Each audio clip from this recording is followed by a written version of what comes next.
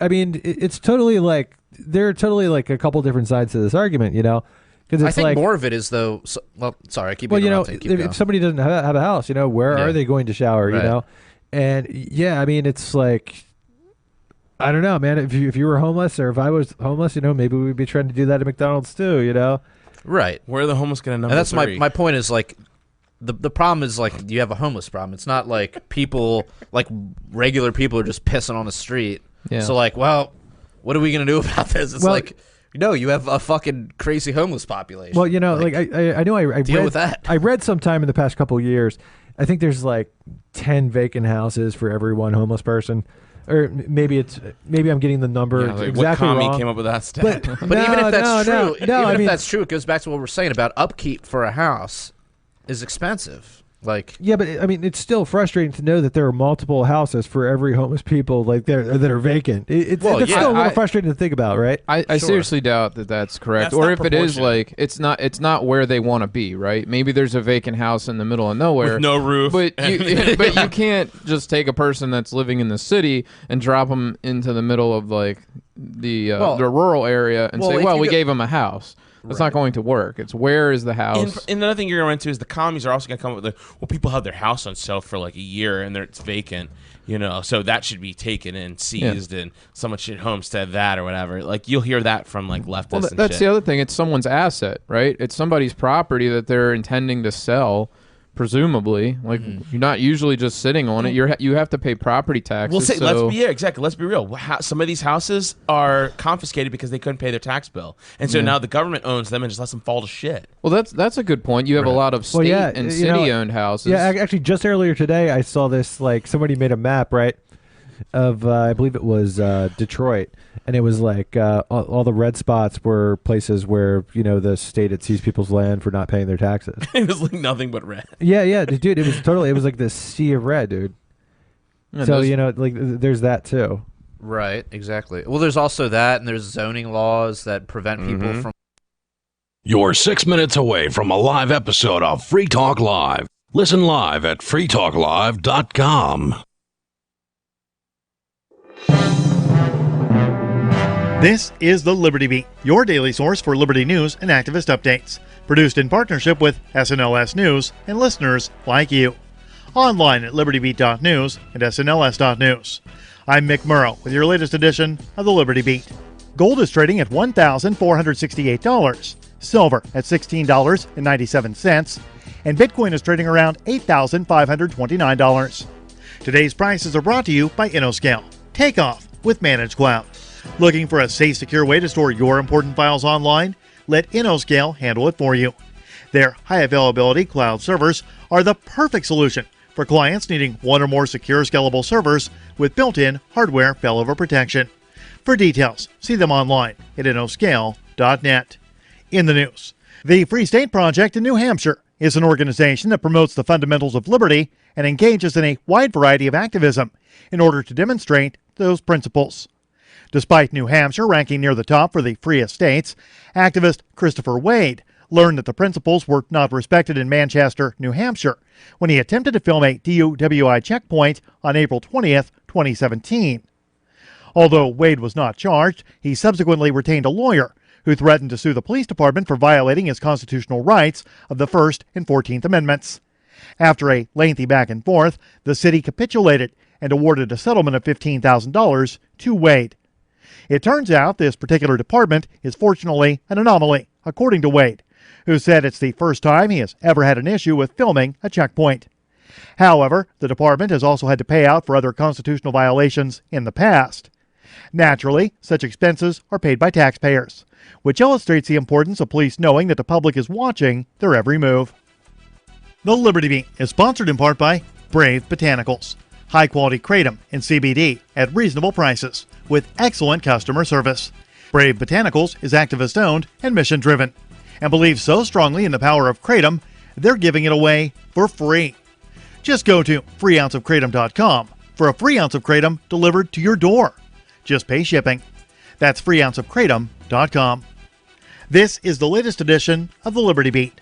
Find us online at libertybeat.news and snls.news. Your news now continues. In what police accountability activists are claiming is not an isolated incident, more than 1,000 law enforcement officers access the California background check database for personal reasons. The Sacramento Bee reports the criminal background searches have absolutely nothing to do with the work the police officers do. Instead, the searches are indicative of police officers committing crimes, in some cases for friends and family. As an example, the Sac Bee uncovered the criminal case against San Francisco Police Sergeant John Haggard. Haggard pleaded guilty to misusing the Department of Motor Vehicles database and was convicted of a misdemeanor, forced to pay $150 in restitution fees, and allowed to resign with his full pension after serving 30 years as a lawman. In September, CBS News investigated the phenomena of police officers illegally accessing databases for their own personal reasons and gain. CBS concluded the problem is rampant, and no governmental agency is keeping track of the violations. A family is facing jail for living in an RV on their own property to repair their home after a fire. The Free Thought Project reports the Navari family didn't just set up an RV and start living like Uncle Eddie in the Griswold's driveway. Instead, they called the alderman, and the mayor was aware of it. They were told that as long as they were approved by the Homeowners Association board, they could get a temporary permit. Despite being told it was okay, one apparently heartless board member reneged on the decision and made it their mission to make the Navori's lives a living hell. Having nothing better to do, the city actually sent enforcers to the property to threaten and intimidate the family. The family has only a few weeks before their court date next month. If they don't get everything settled with the insurance company before that time, they face fines, court costs, and possible jail time. Support for the Liberty Beat comes from the Conscious Resistance Network, featuring videos, news reports, and articles from a spiritual anarchist perspective. Experience the Conscious Resistance at theconsciousresistance.com. How would you like to have your business featured on the Liberty Beat? You can. Just send an email to libertybeat@snls.news for details. This is the Liberty Beat, produced in partnership with SNLS News and listeners like you. The Liberty Beat is online at libertybeat.news and snls.news. I'm Mick Murrow, reporting for the Liberty Beat, reminding you, spread liberty with a smile.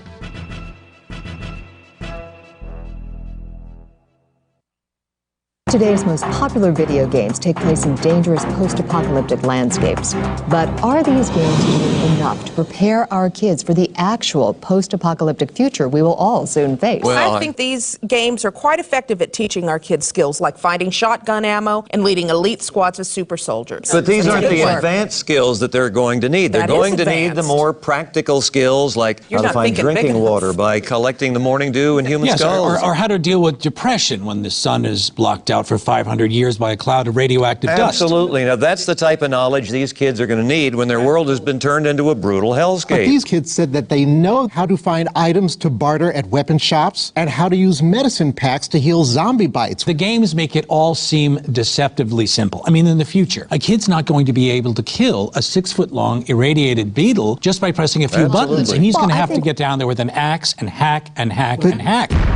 This is the Onion News Network.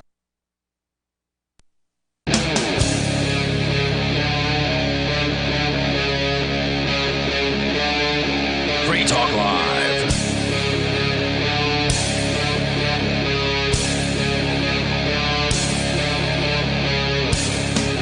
This is Free Talk Live, talk radio that you control. Call in and talk about whatever is on your mind. That number is 855-450-3733. With you tonight, it's Aria.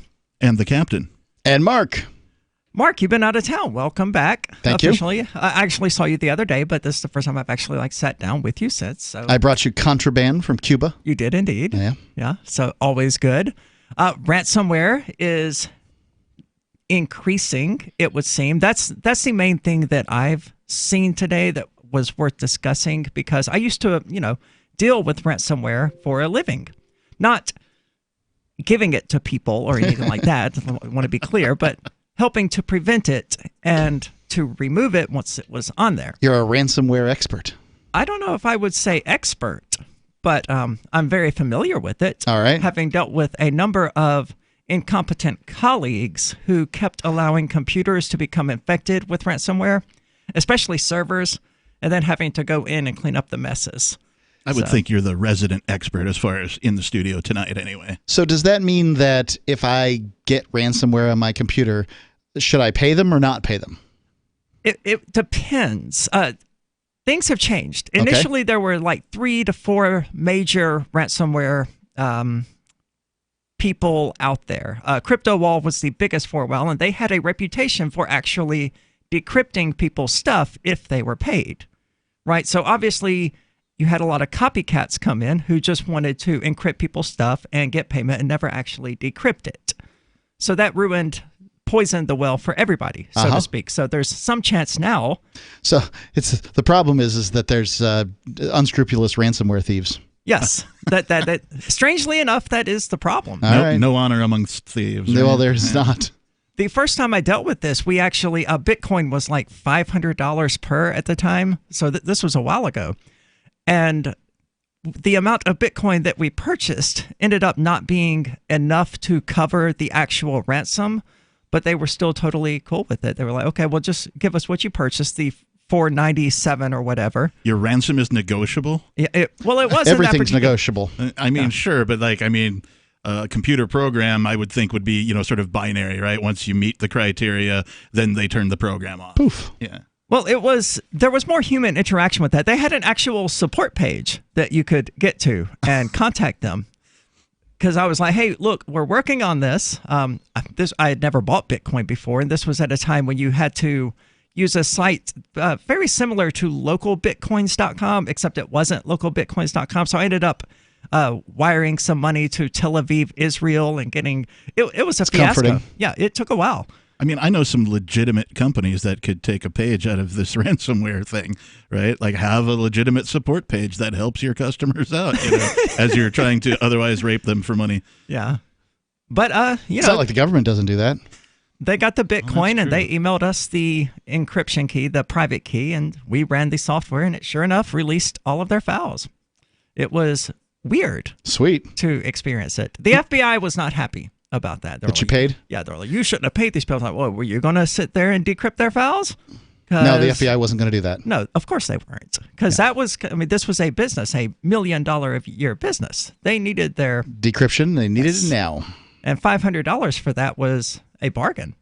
But there's always that first response people have when they get hit with ransomware. Well, can't we decrypt it? People always want to go online and look for free decryption tools and things like that. It's sad and humorous having gone through that, watching people go through those various stages until they finally realize that, yep, they can pay the ransom or they can kiss their files goodbye. It occurs to me that I don't know our ransomware or wares, whatever the plural is, are they cryptocurrency specific? Like, is there ransomware that doesn't demand crypto? Not as far as I'm aware. Okay. Now, crypto really opened up ransomware, ransoms of all sorts. Bitcoin is no longer popular in the ransomware community because it's so easily traced and, sinkholed by like Coinbase and things like that. So they instead prefer things like Monero and Zcash, things privacy coins. Right. And, yeah. Okay. So that makes it a little bit trickier for people out there, buying the coins in order to pay these ransoms. You got to buy the Bitcoin in order to get the other cryptos that they need to unlock. Yeah, it's gone from a one-step process to a two-step process. Yeah. But educating those people on cryptocurrency in the process. It's true. Look at it on the bright side, right? It was how I had been introduced to Bitcoin prior to that, but it was the first time I actually got involved with it and purchased some. So I guess it was a double-edged sword in that regard. Bitcoin is the gateway crypto. Of course, if you don't want to pay your ransom, you can always back up your files. That's rule number one in the IT world. But you'd be amazed how many IT security people out there, how many independent IT contractors don't back up their clients' files. So when they get hit with ransomware, they lose every single copy of those particular files. Or if they do back them up, it's in such a useless way that the backups themselves also become encrypted. So if you don't want ransomware, if you don't want to be some person whose 15 years of photos and videos with your kids and your pets have been encrypted, copy it over to a flash drive, disconnect that flash drive, and put it in your desk. And you are permanently protected from ransomware. It's really that simple, but no one ever does it. Then they get hit with ransomware, and they want $10,000 now because it's going to be a minimum of 1 Bitcoin or whatever. And it's just all their stuff is gone. It sucks. Yeah, it's what is the right price for people to pay in order to have their computer unlocked? Because if you somehow find a small business that has this $1 million computer network, then they're ready to pay a lot more than $500. But the average hospitals person have been hit for like 80,000 and things like that. Because I mean, people's lives are on the line; they have to pay it. Yeah. And whereas, you know, if you hit somebody's computer and ask for, you know, just their laptop or whatever, and you're asking them for $10,000, they're not going to be able to pay that, and they're not gonna. No. So there's a right price. It's just figuring that out. I don't want to help them with that, though. No. And I could see like something like a hospital, right? You know, they want to get it paid and over with as soon as possible because they have to worry about the state, of course, because folks will begin to sue if they don't, right? If any treatment is delayed or what have you, they're going to hold the hospital liable. And, of course, you know, all of the legislation that's in place that allows folks to be sue happy, you know. Speaking of states, a large number of city and state governments have been hit with various ransomwares. And that's been, you know, I'm not a fan of ransomware, but if you're going to do it, a state computer is funnier than a non-state computer. I would agree that it's funnier. I heard of a government organization that had fought or was attempting to fight the ransomware infection, and like, I mean, they just basically allowed it to be and like tried to find workarounds for it, and it went on for maybe years. Does this ring a bell?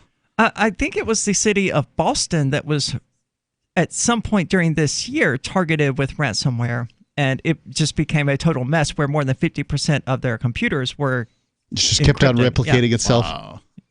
Which is unusual behavior for ransomware. Usually it just gets on there, it changes your desktop to let you know how to pay them, it adds a bunch of shortcuts everywhere, it encrypts your files, and then it normally deletes itself.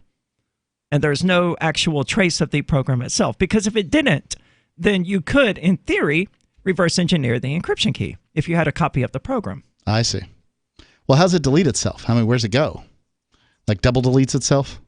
Because a deletion just, you know, ends up kind of there without, you know, some kind of marker to find it. I don't know the answer to that. I'm not versed enough in it. I know they don't send it just to the recycle bin, but with Windows, they also delete the shadow volume copies, which is sort of a restorable clone image of your computer so that you can't do system restores and things like that. So I imagine it's getting harder and harder. Yeah. Yeah. These are some clever people. They are. To give them credit where it's due. Evidently, they've made hundreds of millions of dollars in the past years doing this. I'm not a fan of it, but you know, again, the best way to protect yourself is to actually copy your files onto a flash drive and disconnect it. I have often wondered, like with the crypto anarchy movement. You know, why there aren't more sort of overt crypto attacks on things like state agencies. You mean like ransomware? Yeah. Because I don't want crypto to be too closely tied with ransomware. You know, it wouldn't be a crypto attack. It would be a ransomware attack. Right. And they could just simply pay that ransom with crypto. But crypto has a lot of clean uses. What do you think about ransomware? 855-450-3733. Have you been hit with it? 855-450-FREE.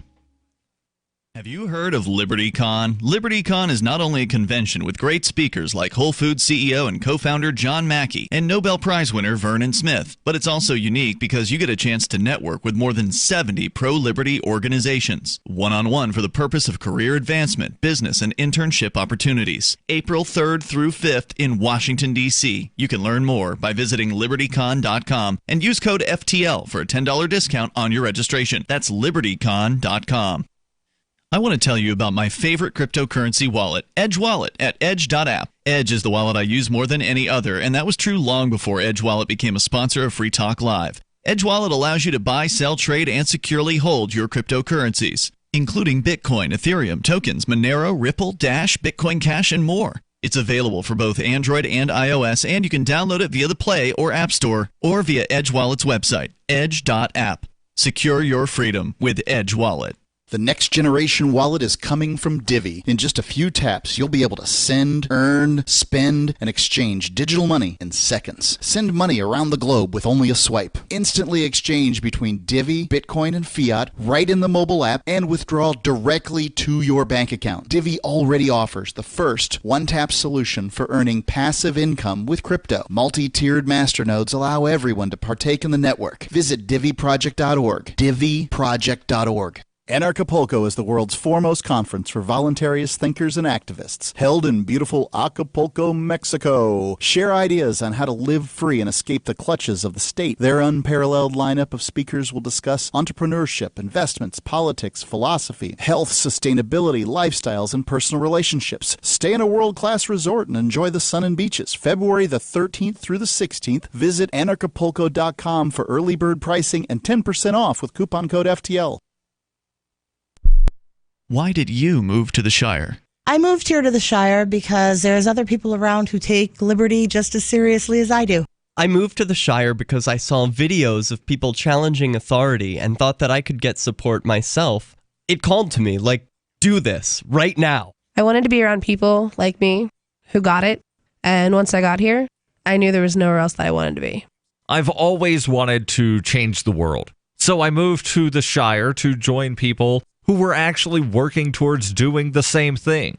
The people here are awesome, loving, and positive. It was for the adventure and for the feeling of something important is happening here, and I just wanted to come to sort of be part of that. Visit ShireSociety.com to read and sign the Shire Society Declaration and learn the reasons why, if you love liberty, you should immigrate to the Shire. Plus, connect with others via the forum at ShireSociety.com. That's ShireSociety.com. So you've heard all 3 hours of the latest episode of Free Talk Live, and you're still hungry for liberty-oriented audio content? Did you know that we have another 24/7 audio stream at LRN.FM? The Liberty Radio Network airs the latest episodes of some of the best liberty-oriented podcasts on the internet around the clock. In addition to recorded content, you'll also hear live shows like Free Talk Live, originating from our Keene, New Hampshire studio. So listen anytime at LRN.FM. That's LRN.FM. The new 4th edition of Healing Our World, The Compassion of Libertarianism, will take your understanding of liberty to a deeper level and has over 1,300 updated references, new cartoons, and a foreword by Dr. Ron Paul. With discounts for multiple book purchases, the 4th edition of Healing Our World is a great gift for the liberals, pragmatists, environmentalists, and Christians in your life who think libertarianism is cold-hearted. Get yours today at healing.freetalklive.com and use promo code FTL for a $5 discount. This is the Liberty Radio Network, broadcasting the latest liberty-oriented audio content 24 hours a day at LRN.FM.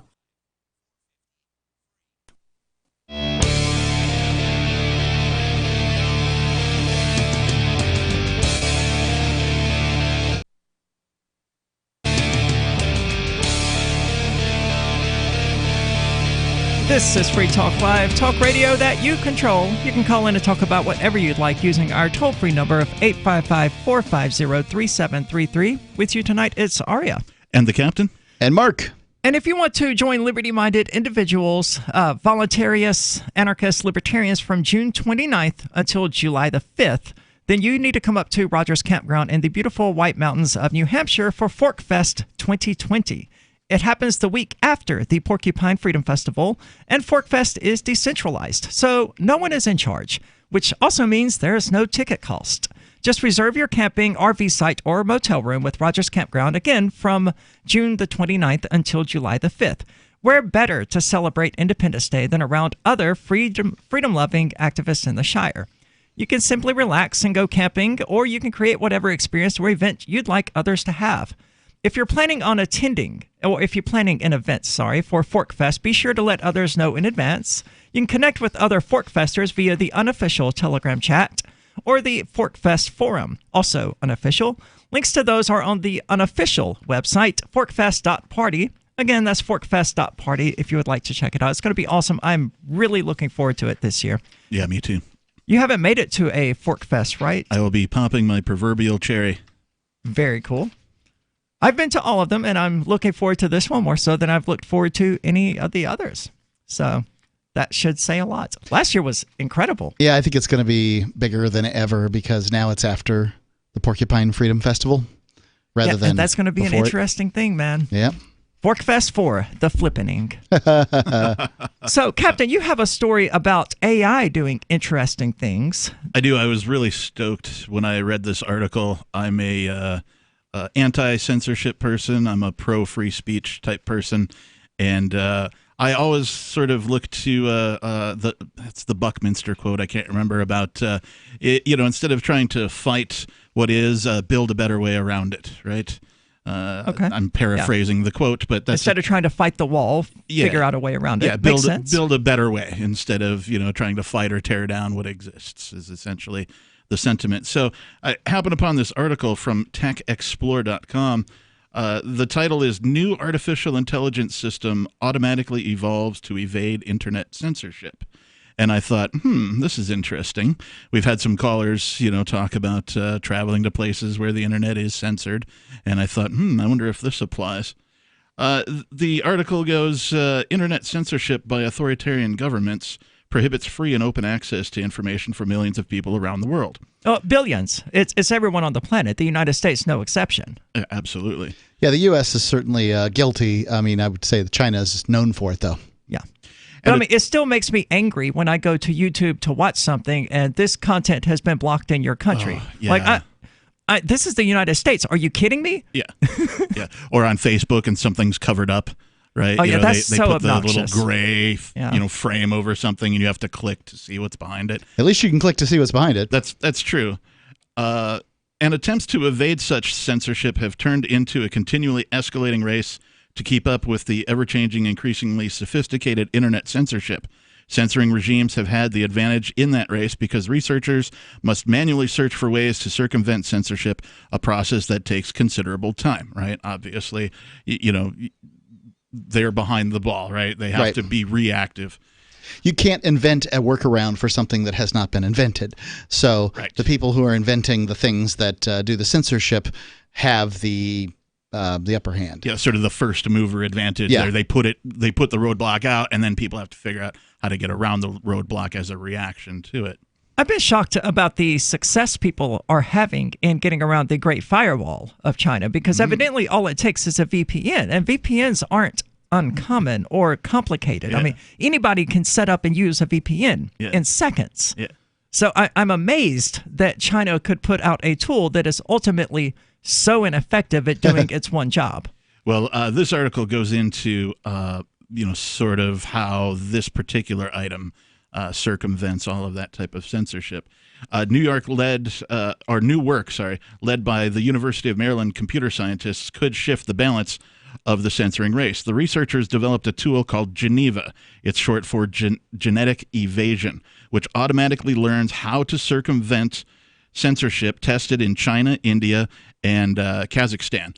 Geneva found dozens of ways to circumvent censorship by exploring gaps in censors' logic and finding bugs that the researchers would say would have been virtually impossible for humans to find manually. Right? So even though there are people who are looking for ways around this stuff, humans are humans. They miss stuff. They get by. Stuff gets by them. But this apparent technology, it's always looking for bugs. Always looking for bugs. It's always on. It's always trying to do more. So the censors are likely to create an AI that will fix these bugs once it identifies them. That would be what I would do if I were a censor, but let's not give them any ideas. Good point. With Geneva, we are, for the first time, at a major advantage in the censorship arms race, said Dave Levin, an assistant professor in computer science at UMD and senior author of the paper.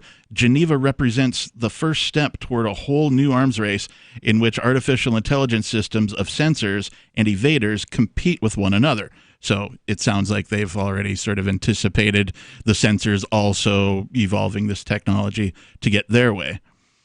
Ultimately, winning this race means bringing free speech and open communication to millions of users around the world who currently don't have them, which, I mean, that's what I'm all about, right? All information on the internet is broken into data packets by the sender's computer and reassembled by the receiving computer. One prevalent form of internet censorship used by authoritarian regimes works by monitoring the data packets sent during an internet search. The censor blocks requests that either contain flagged keywords, such as Tiananmen Square in China, for example, or prohibited domain names such as Wikipedia in many countries. When Geneva, Wikipedia is yeah, because it's user, right? User updates, right? Folks can just go on and update as long as they. I guess I'm just surprised. Yeah. I mean, it is pretty fast, right? I've seen Wikipedia update like seconds after something happens. You know, that's true. There are people who like make it their life's mission to update the wiki of everything. You know, they are busy folks. Yep. So when Geneva is running on a computer that is sending out web requests through a sensor, Geneva modifies how data is broken up and sent so that the sensor does not recognize forbidden content or is unable to censor the connection. I have to assume this is similar to like a magnet file when you're downloading, you know, files from file sharing sites. Instead of getting the whole file from one source, it gets bits and pieces of the file from many different sources and then reassembles it. It sounds like a very similar application. Sounds like Voltron. It's Mecha. It sounds like it's scrambling it, is how I'm picturing it. Yeah. You know, it gets a search for Tiananmen Square and it, you know, basically plays word jumble with it and searches for that or puts it back together on the other side? Well, known as a genetic algorithm, Geneva is a biologically inspired type of artificial intelligence that Levin and his team developed to work in the background as a user browses the web from a standard internet browser. Like biological systems, Geneva forms sets of instructions from genetic building blocks. But rather than using DNA as building blocks, Geneva uses small pieces of code individually. The bits of code do very little, but when composed into instructions, they can perform sophisticated evasion strategies for breaking up, arranging, and sending of the data packets. So sounds exactly like we all just discussed. 855-450-3733. Do you want to join the ultra wealthy by using a 160-year program that is no longer exclusive? Keep your funds fluid and 100% tax-free for you or your heirs with no contribution limits and without ever losing your principal with Fortune DNA. Learn how to avoid the volatility of the market and put certainty back into your investing future. Join us now at dna.freetalklive.com to watch the free pre-recorded webinar. Watch now at dna.freetalklive.com. Bitcoin.com has launched a trading platform at local.bitcoin.com, allowing you to buy or sell Bitcoin Cash via dozens of payment methods like PayPal, Venmo, bank deposit, remittances, or meeting in person with cash. There are no ID requirements to sign up for and use the site, and all communications between buyers and sellers are encrypted. Finally, a global trading platform that respects your privacy. Visit local.bitcoin.com to get started trading Bitcoin Cash. local.bitcoin.com.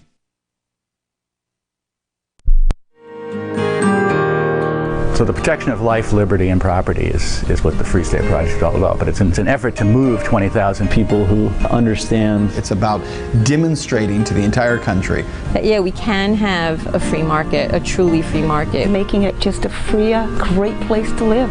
It's the world's largest voluntarist libertarian community, and it's only getting bigger. That's amazing, to be able to move to a place where other people like passionately believe in being free and independent. What the Free State Project is managing to do, though, is to put their money where their mouth is. It's physically getting up across the country and saying, let's go someplace and let's demonstrate the power of these ideas. There's a lot of kind of philosophy that surrounds liberty. There's a lot of thinking about it and talking about it. But here in New Hampshire, people are doing it.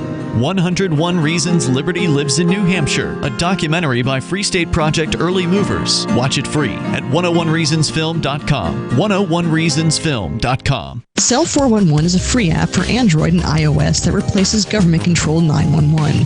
Cell 411 allows you to preset a group of friends or private organizations to show up at any emergency. Cell 411 is a nightmare for the state because it proves their so-called services aren't needed. Cell 411 has had thousands of installs, and of course it's covered by the BIPCOT no government license.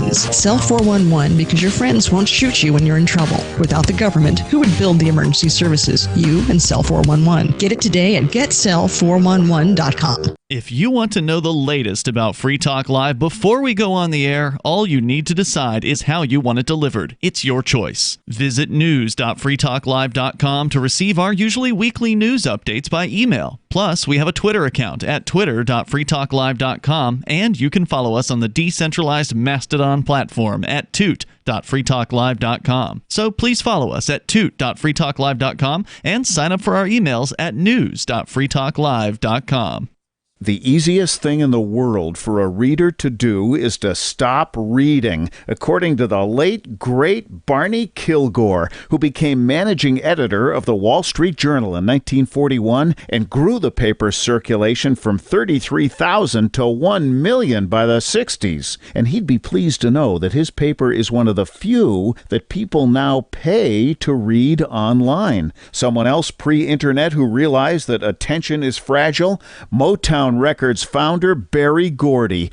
In the early 60s, when his label dominated the charts, he'd bring a dozen real people into the Hitsville, USA studios and audition songs. And he'd ask, if you were down to your last dollar, would you spend it on this record or would you buy a sandwich?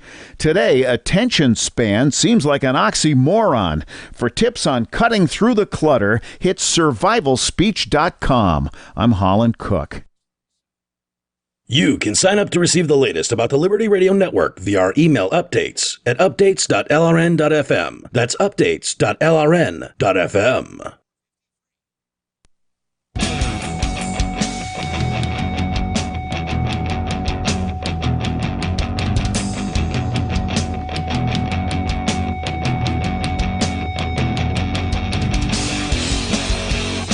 This is Free Talk Live, talk radio that you control. Call in and talk about whatever is on your mind. That number is 855-450-3733. With you tonight, it's Aria. Captain Kickass. And Mark. And Bitcoin.com has launched a trading platform at local.bitcoin.com that allows you to buy or sell Bitcoin Cash using dozens of payment methods like PayPal, Venmo, bank deposit, bank transfer, or meeting in person with cash. There are no ID requirements to sign up for and use the site. And all communications between buyers and sellers are encrypted. And after the trade completes 7 days later, the keys to those chats are destroyed. Finally, a global trading platform that respects your privacy. Visit local.bitcoin.com to get started trading Bitcoin Cash. Again, that's local.bitcoin.com. Significantly better than the other site, especially now that that other site has gone kind of off the rails with its KYC and identity verifications. Yes. I didn't know. It's so disappointing, really, to, I would think that cryptocurrency, as expansive as it has become, would be more about evading KYC and all that kind of thing. But that doesn't seem to be the case yet. No, it seems to be going the other direction. I haven't been on it lately, and I've nowhere near the tier necessary to have the full KYC requirements on my account. But from what I've seen, I mean, they're putting people through the ringer, man. It's obscene, really. So anyway, we're talking about AI. That's artificial intelligence for those who have somehow never heard the term before. And it's evolving, which I think is probably the distinguishing feature of an AI, is its ability to adapt and evolve. Indeed. To help people bypass censors, particularly government censors. Right, and these guys at the University of Maryland have developed this thing called Geneva, which is an AI that does exactly that. It circumvents censorship of authoritarian regimes, which makes it really cool in my book. It is very cool. Unfortunately, it's, as the article points out, it's going to lead to a sort of arms race where the censors conceive their own AI. Certainly won't go, Skynet on us. Absolutely not. While the people out there trying to bypass the censor build better and better AIs themselves. It's an arms race. It is. Yeah, it sounds like it. The article goes on to talk about Geneva evolves its genetic code through successive attempts or generations.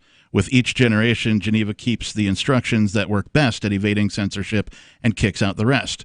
Geneva mutates and crossbreeds its strategies by randomly removing instructions, adding new instructions, or combining successful instructions and testing the strategy again. Through this evolutionary process, Geneva is able to identify multiple evasion strategies very quickly. This completely inverts how researchers typically approach the problem of censorship, said Levin, who holds an appointment in the University of Maryland Institute for Advanced Computer Studies. Ordinarily, we identify how a censorship strategy works and then devise strategies to evade it, but now we let Geneva figure out how to evade the censor, and then we learn what censorship strategies are being used by seeing how Geneva defeated them. So it's a little bit of a leg up on the methodology for getting around censors. The team has tested Geneva in the laboratory against mock censors and in the real world. This is the part that interested me the most. Against real censors. In the lab, researchers developed censors that functioned like those known from previous research to be deployed by autocratic regimes. Within days, Geneva identified virtually all the packet manipulation strategies that had been discovered by previously published work. To demonstrate that Geneva worked in the real world against undiscovered censorship strategies, the team ran Geneva on a computer in China with an unmodified Google Chrome browser installed. By deploying strategies identified by Geneva, the user was able to browse free of keyword censorship. The researchers also successfully evaded censorship in India, which blocks forbidden URLs, and Kazakhstan, which was eavesdropping on certain social media sites at the time. In all cases, Geneva successfully circumvented the censorship. That's awesome to hear. And a round of applause, right? If we had a button, I'd be a clap, clap, clap in the background because, the internet back in the day, I mean, I'm older than the internet. It was the Wild West, right? And the first rule of the internet was don't put your name or your address, none of your, personal identifiable information on the internet. And then somehow that changed. Yep. Now we're calling now we're calling these people strangers to our house to pick us up in their cars. Indeed. It's a wild world. It's crazy. The article continues. Currently, the evade and detect cycle requires extensive manual measurement, reverse engineering, and creativity to develop new means of censorship evasion. I think the time scale on Geneva's action is particularly impressive because it took just a few days for it to identify all of the known mechanisms by which people in these censored areas are bypassing their censorship. Yeah. While, that took human beings years to figure out some of those. Well, and like back in the day, too, folks would say things like, oh, technology is going to move so fast in the next 20 years. All of the technology we've had up until now, we're going to double that in the next 20 years or whatever it is. And they're telling us that people aren't going to have jobs in 20 years. So I've been kind of waiting to feel that sort of surge of technology. Bitcoin is probably the start of that, I think. That's a major... it's sort of like television was invented, right? Bitcoin you're literally holding that technology in your hand, though. I am, but it still doesn't seem like it's going quite that fast, right? It's faster for sure, but I don't feel like the last 10 years we've seen, the last 50 years of technological advancement, right? It doesn't feel like that to me. Now, maybe that's because I'm living it, and, as a human, my time construct is a little... jaded or sure, just takes longer for you to realize it. Yep. I don't know. You have access to just about all of the information known to any human being in the world at your fingertips. If that's not an enormous leap forward, especially versus 1999 or whatever, when people were using AOL dial-up and things like that. Yeah. Ask Jeeves. I feel like there's on some topics there's so much information you can't know what's true. Like, for instance, global warming, 9/11. You pick that. There's just no way to know what's true and what's false about any given topic. You just kind of have to read some stuff and determine your own opinion, and that opinion is either going to be right or not going to be right. And you're going to stick by whatever the hell you came up with anyway, because that's what people do. Global warming is the issue I go to on that because so much of the information on all sides has been doctored and lied about, and researchers on all sides have been lying, and there have been so many doomsday prophecies, and then the other side saying, oh, none of this is even happening. It's all in your head, and it's been muddled to the point where it's impossible to find out the actual truth. Supposedly, the polar bear population is going up.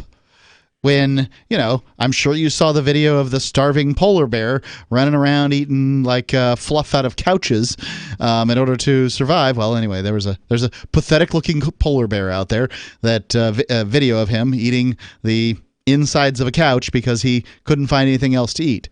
But seems like he would have found the inhabitant who was using that couch before he ate the couch. Well, the couch was just garbage thrown out someplace. It was going through a dump.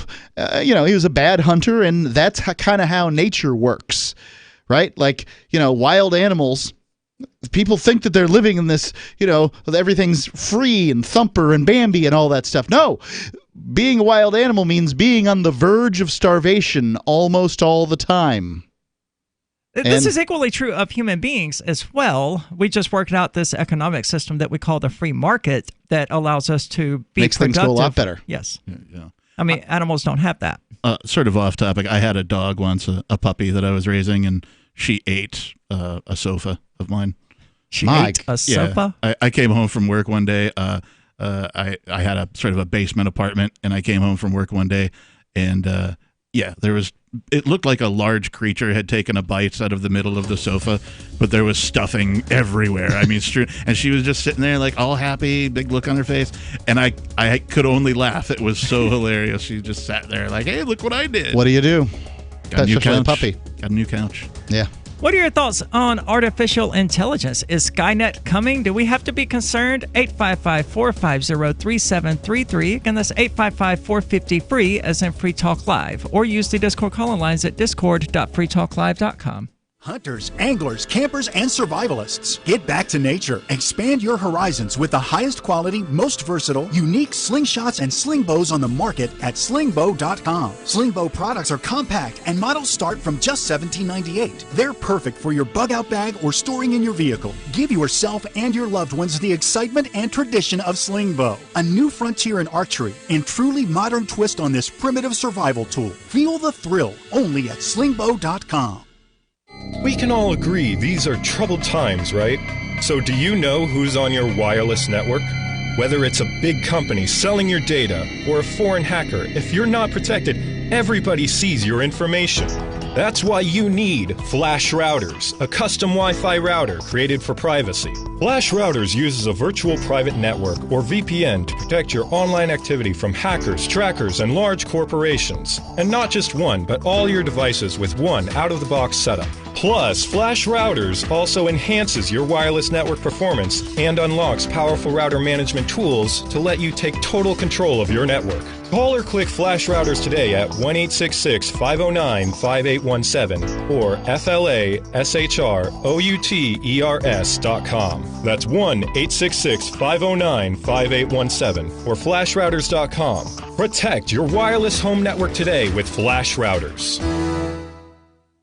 Most of you know that heart disease is the #1 silent killer in the U.S. What if I told you for just $54.95 a month you could fight against heart disease naturally? At Heart and Body Extract, we've been helping thousands of people get back to a healthier heart. Don't just take my word for it. Check out all of the success stories at hbextract.com, or to order, call 866-295-5305. That's 866-295-5305. hbextract.com. Don't risk it when you can take charge of it.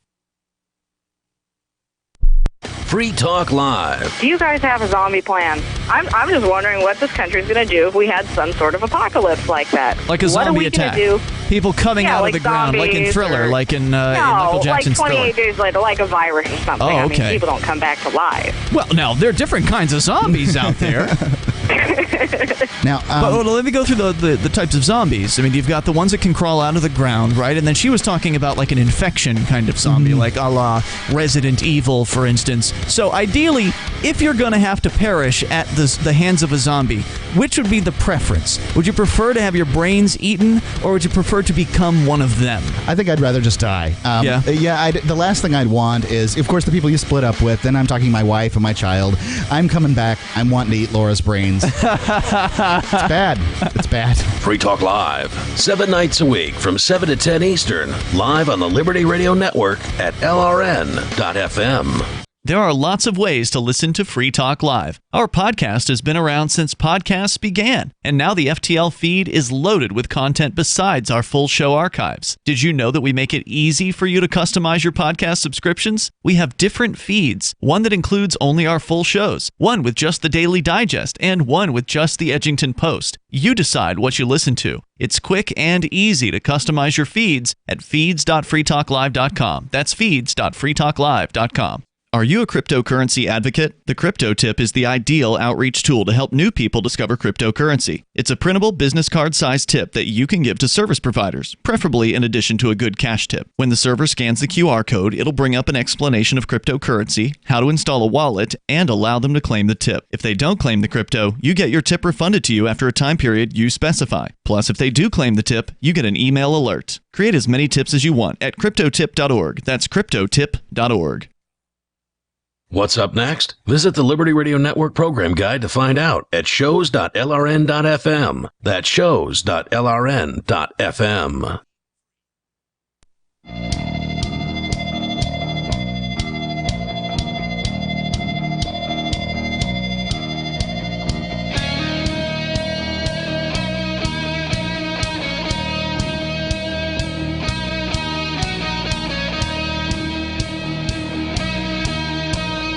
This is Free Talk Live, talk radio that you control. Call in and talk about whatever is on your mind. That number's 855-450-3733. With you tonight, it's Aria. I am Groot. And Mark. And I want to tell you about the Edge wallet because it's the cryptocurrency mobile wallet that I use more than any other. It will buy. Same here. It will let you buy, sell, trade, and securely hold many cryptocurrencies: Bitcoin, Bitcoin Cash, Litecoin, Monero. And I could keep going, but I don't remember any others that I know it supports. Dash, absolutely. Yeah, no wallet will support every cryptocurrency out there because there's a lot of tiny little cryptos. But probably any crypto that you want to get an Edge wallet will be there. That is by far Koinami's biggest problem, and why Edge is so much better. Koinami supports all kinds of crap that nobody wants. It just clutters things up, especially for new users, right? They want to find out all about the Bitcoin, so they install a wallet and they're immediately hit with this list of 500 different cryptocurrencies, a lot of which are just spin-offs of Bitcoin. That's junk. And they don't know the difference. Yeah, in preparation for our Crypto Sunday social gathering thing, there was some question as to whether or not a Bitcoin Cash would be accepted because of an upgrade to the AnyPay system. And so I just went into my Edge wallet. I transduced some Bitcoin Cash into Dash just to be prepared so I could buy my meal with crypto like I like to. Bitcoin Cash is working. Yeah, again. It is. And it was when I got there. But just in case, right, somebody in one of the chat rooms was like, hey, this, might be a thing, I'm like, that's fine.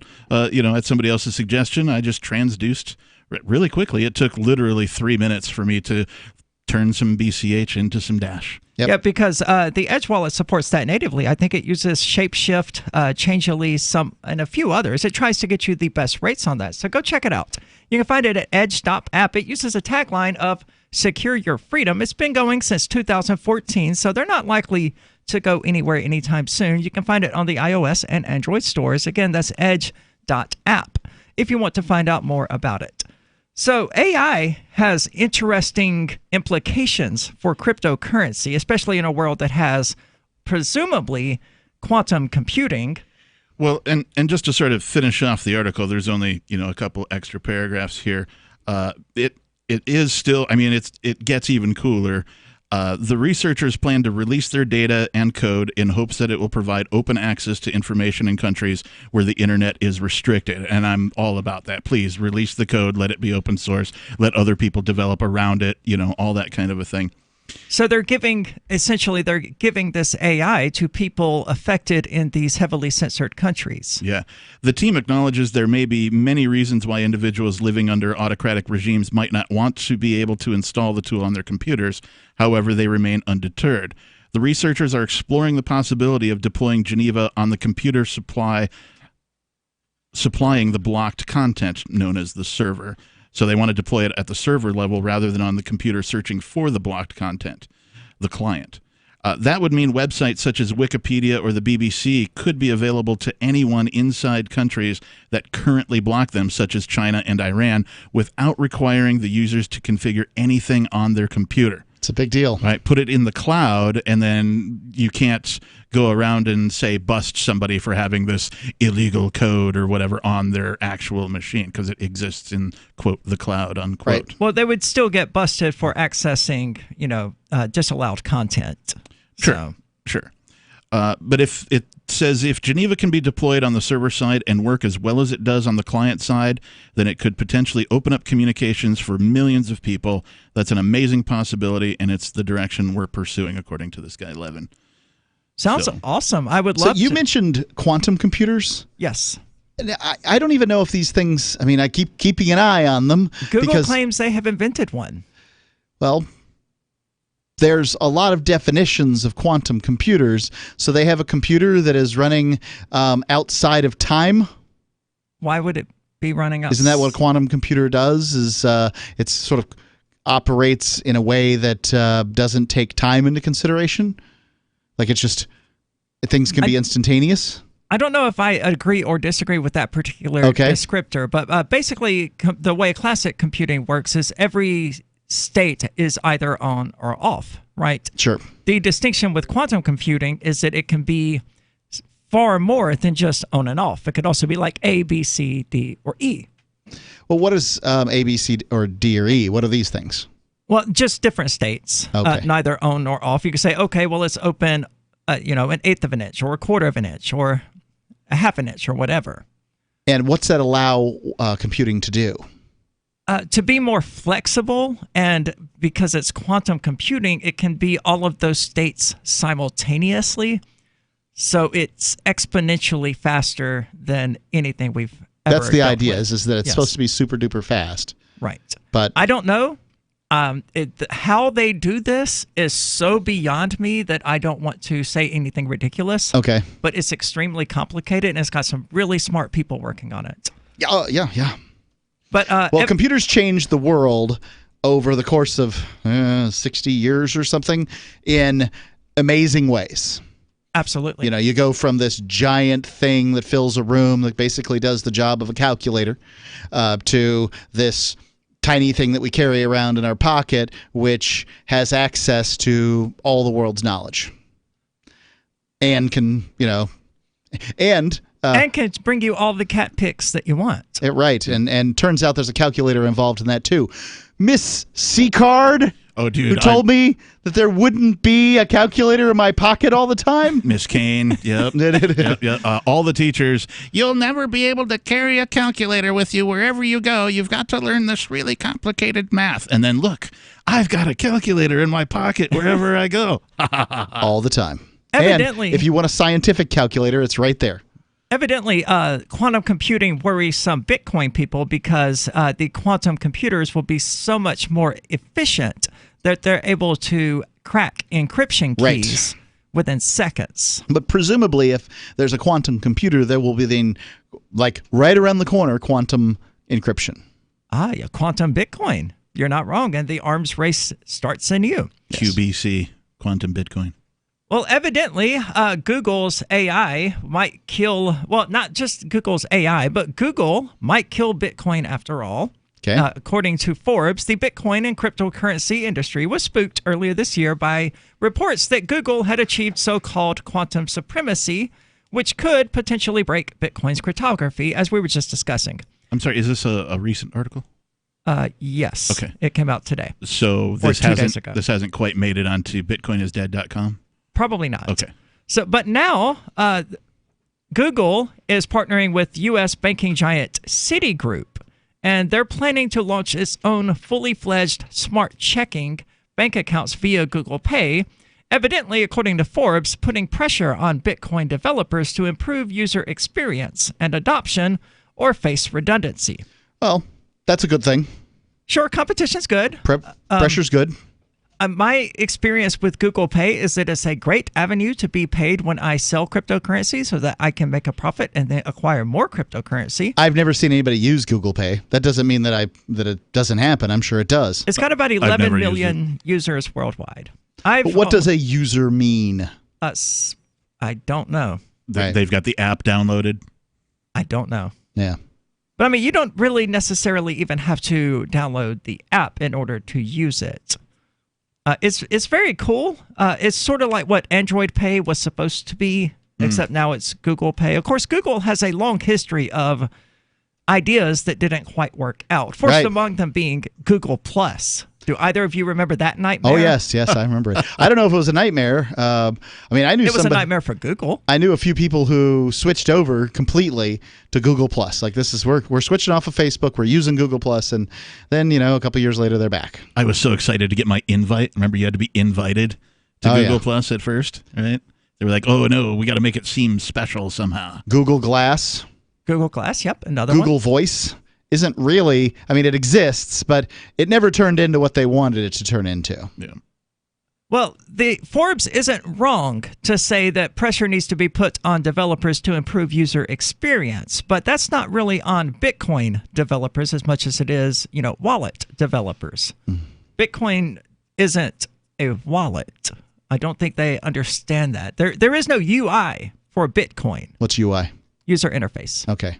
But they're planning a bank account thing, which I'm not even sure how that's supposed to compete. Oh, we have this giant mega corporation going to release a banking system, and it's going to totally compete with cryptocurrency. Wham! Bitcoin's dead. Yeah. As though we didn't have international banking prior to Google getting involved. Exactly. And the whole point of cryptocurrency is to be decentralized in a way and out of the control of these mega corporations like Google. So, once again, Bitcoin is dead. Google is going to kill it. Their quantum computer is going to make a bank account, and everybody's going to forget Bitcoin. 855-450-3733. You love Bitcoin. It's the future, right? Well, no, not if everyone stops using it. I mean, think about it. How many places in your town take Bitcoin? One? None? Let's be real. If this Bitcoin thing is ever going to happen, it's going to need your help. The good news is, the guys at AnyPay have your back. We built a website called helpmetakebitcoin.com. And it's a place you can send any business. And they'll be set up to take Bitcoin in 5 minutes. helpmetakebitcoin.com. Free Talk Live is now on more than 200 radio stations nationwide. We've had more than 18 million podcast downloads, and we claim millions of listens a month. We're a multimedia ad venue with print, email, web, and terrestrial radio marketing platforms. We strive to have ad packages that cater to advertisers big and small. Contact me today at marketfreetalklive.com to see what we can do for you. Marketfreetalklive.com. If you're a local advertiser, contact this station. But if you can service a national audience, contact me, marketfreetalklive.com. Are you tired of your taxes funding endless occupations around the world? Antiwar.com is run by people who understand that wars abroad become wars at home, wars on our freedoms. Antiwar.com is dedicated to bringing you the latest in news, views, interviews, and reviews from the top movers and shakers in the anti-occupation movement. Antiwar.com has it all, from thorough foreign policy analysis to interviews with whistleblowers who used to run the military-industrial complex. Anti-war, pro-free market. That's antiwar.com. LRN.FM now has a Discord. Discord is a free text and voice chat platform, and we now have our own server with a bunch of channels at discord.lrn.fm. You can join other listeners as they chat about various things during our live shows, or anytime, day or night. Discord software is available cross-platform, so you can have it on whatever device you want and take your chats anywhere. Join our Discord at discord.lrn.fm. That's discord.lrn.fm. You're listening to the live edition of Free Talk Live. Hour number 2 is next after the news here on the Liberty Radio Network at LRN.FM. This is the Liberty Beat, your daily source for Liberty news and activist updates. Produced in partnership with SNLS News and listeners like you. Online at libertybeat.news and snls.news. I'm Mick Murrow with your latest edition of the Liberty Beat. Gold is trading at $1,468, silver at $16.97, and Bitcoin is trading around $8,529. Today's prices are brought to you by InnoScale. Take off with Managed Cloud. Looking for a safe, secure way to store your important files online? Let InnoScale handle it for you. Their high availability cloud servers are the perfect solution for clients needing one or more secure, scalable servers with built-in hardware failover protection. For details, see them online at innoscale.net. in the news. The Free State Project in New Hampshire is an organization that promotes the fundamentals of liberty and engages in a wide variety of activism in order to demonstrate those principles. Despite New Hampshire ranking near the top for the freest states, activist Christopher Wade learned that the principles were not respected in Manchester, New Hampshire, when he attempted to film a DUI checkpoint on April 20th, 2017. Although Wade was not charged, he subsequently retained a lawyer who threatened to sue the police department for violating his constitutional rights of the First and 14th Amendments. After a lengthy back and forth, the city capitulated and awarded a settlement of $15,000 to Wade. It turns out this particular department is fortunately an anomaly, according to Wade, who said it's the first time he has ever had an issue with filming a checkpoint. However, the department has also had to pay out for other constitutional violations in the past. Naturally, such expenses are paid by taxpayers, which illustrates the importance of police knowing that the public is watching their every move. The Liberty Beat is sponsored in part by Brave Botanicals, high-quality kratom and CBD at reasonable prices with excellent customer service. Brave Botanicals is activist-owned and mission-driven, and believes so strongly in the power of kratom, they're giving it away for free. Just go to freeounceofkratom.com for a free ounce of kratom delivered to your door. Just pay shipping. That's freeounceofkratom.com. This is the latest edition of the Liberty Beat. Find us online at libertybeat.news and snls.news. Your news now continues. In what police accountability activists are claiming is not an isolated incident, more than 1,000 law enforcement officers access the California background check database for personal reasons. The Sacramento Bee reports the criminal background searches have absolutely nothing to do with the work the police officers do.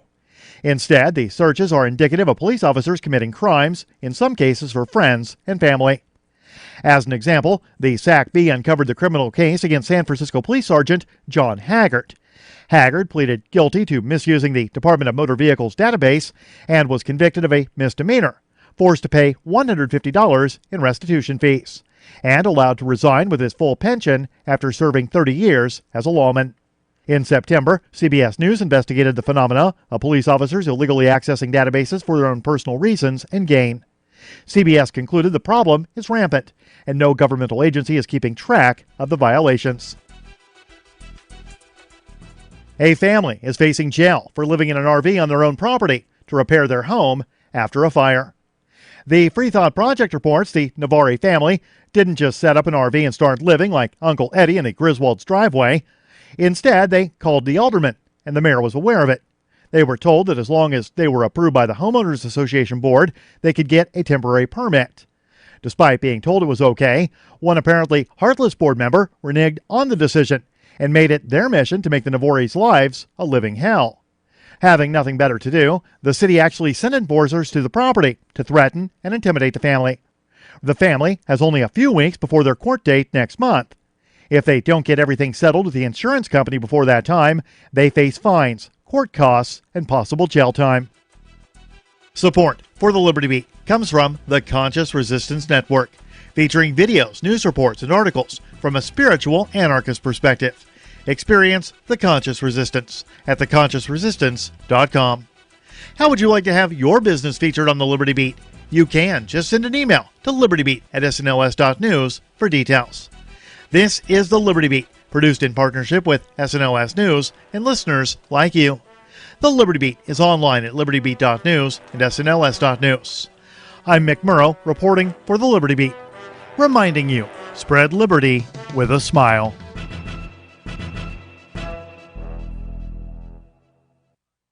Despite being objectively awful people, newly engaged couple Ross Bird and Jessica Black want their upcoming wedding to really reflect their personalities. We're pulling out all the stops to have a kind of wedding that just screams us. Yeah. We're going to have a bluegrass band playing 80s pop songs. Because Ross loves bluegrass, but I love 80s music. And then at the end of the ceremony, this is great, we're going to pass out sparklers to all the guests. Sources claim that a bunch of candles in mason jars and an Instagram photo booth will truly capture the essence of the insufferable pair. We didn't want some big stuffy ceremony. Yeah, It should feel more like a fun dance party for our friends. Because the night's about us, yes, but I mean, it's also, about the people who make us. Yeah, exactly. Yeah. And those people love us exactly for our uniqueness. Sources hoped with every fiber of their being that these two would be divorced within a year.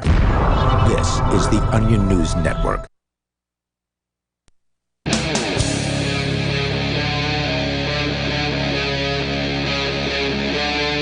Free Talk Live.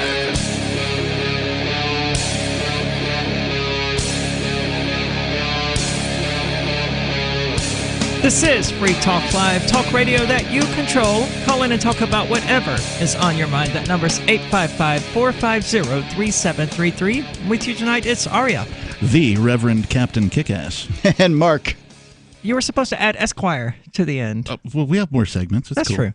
So, evidently, smoking is bad for you, and vaping is better for you, says an article that Mark has here.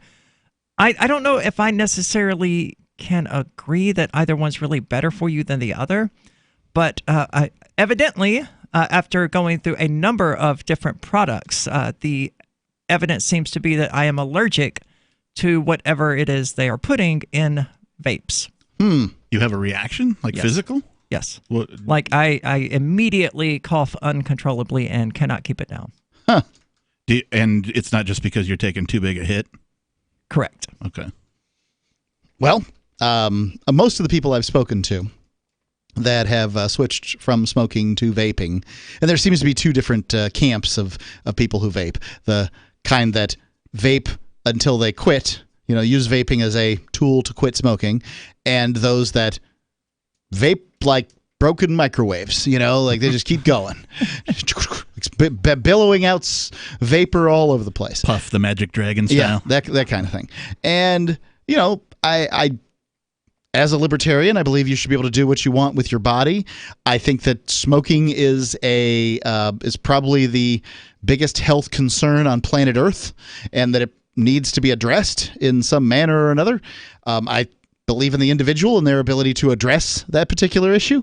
I think diabetes is probably worse. There's a lot of the planet that can get cigarettes but can't get all that sugary stuff. But diabetes is a bad thing. There's no doubt. So yeah. Anyway, between those two, they're knocking people off left and right. Hey, that in my book is a good thing. Clear the space. Clear the space, huh? I've seen these vapors, in their cars.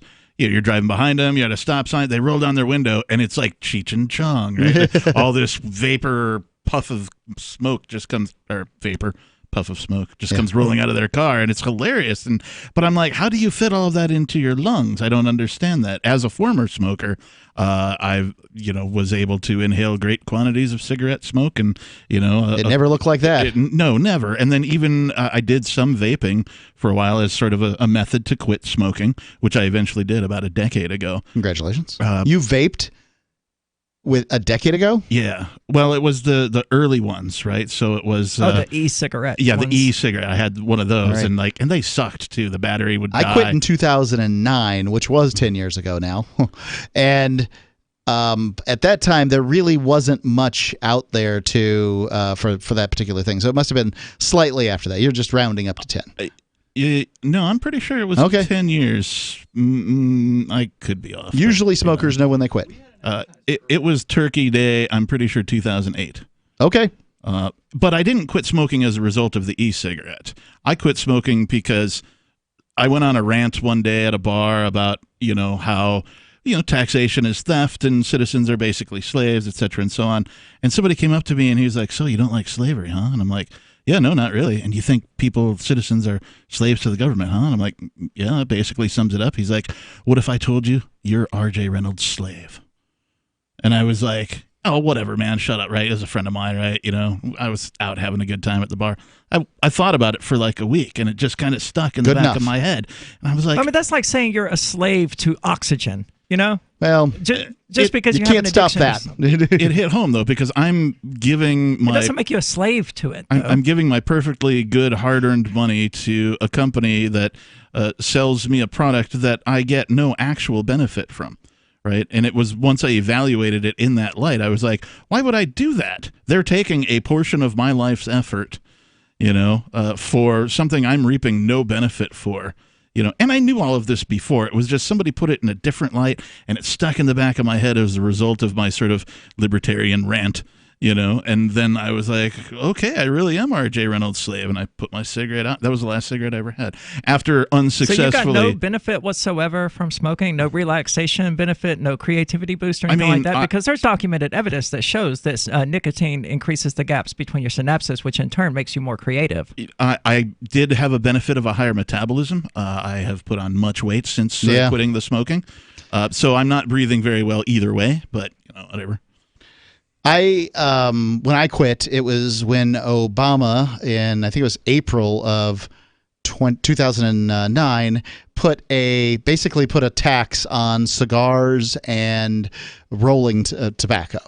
And that tax was going to be used for medicine for kids, which of course people who believe that don't understand that money is fungible, and that the government's going to take that tax money and apply it to whatever it is they say they're going to. But they're going to take other tax money that they would have applied in that area and apply it elsewhere to, I don't know, fitting bullets into guns so that they can shoot Middle Eastern kids, or whatever it is that they're doing. And I decided, prior to that, there wasn't much tax, or I was unwilling to pay an additional tax to smoke. And so that's when I quit. And, so there you go. Another libertarian quits for libertarian reasons. Interesting. Yeah.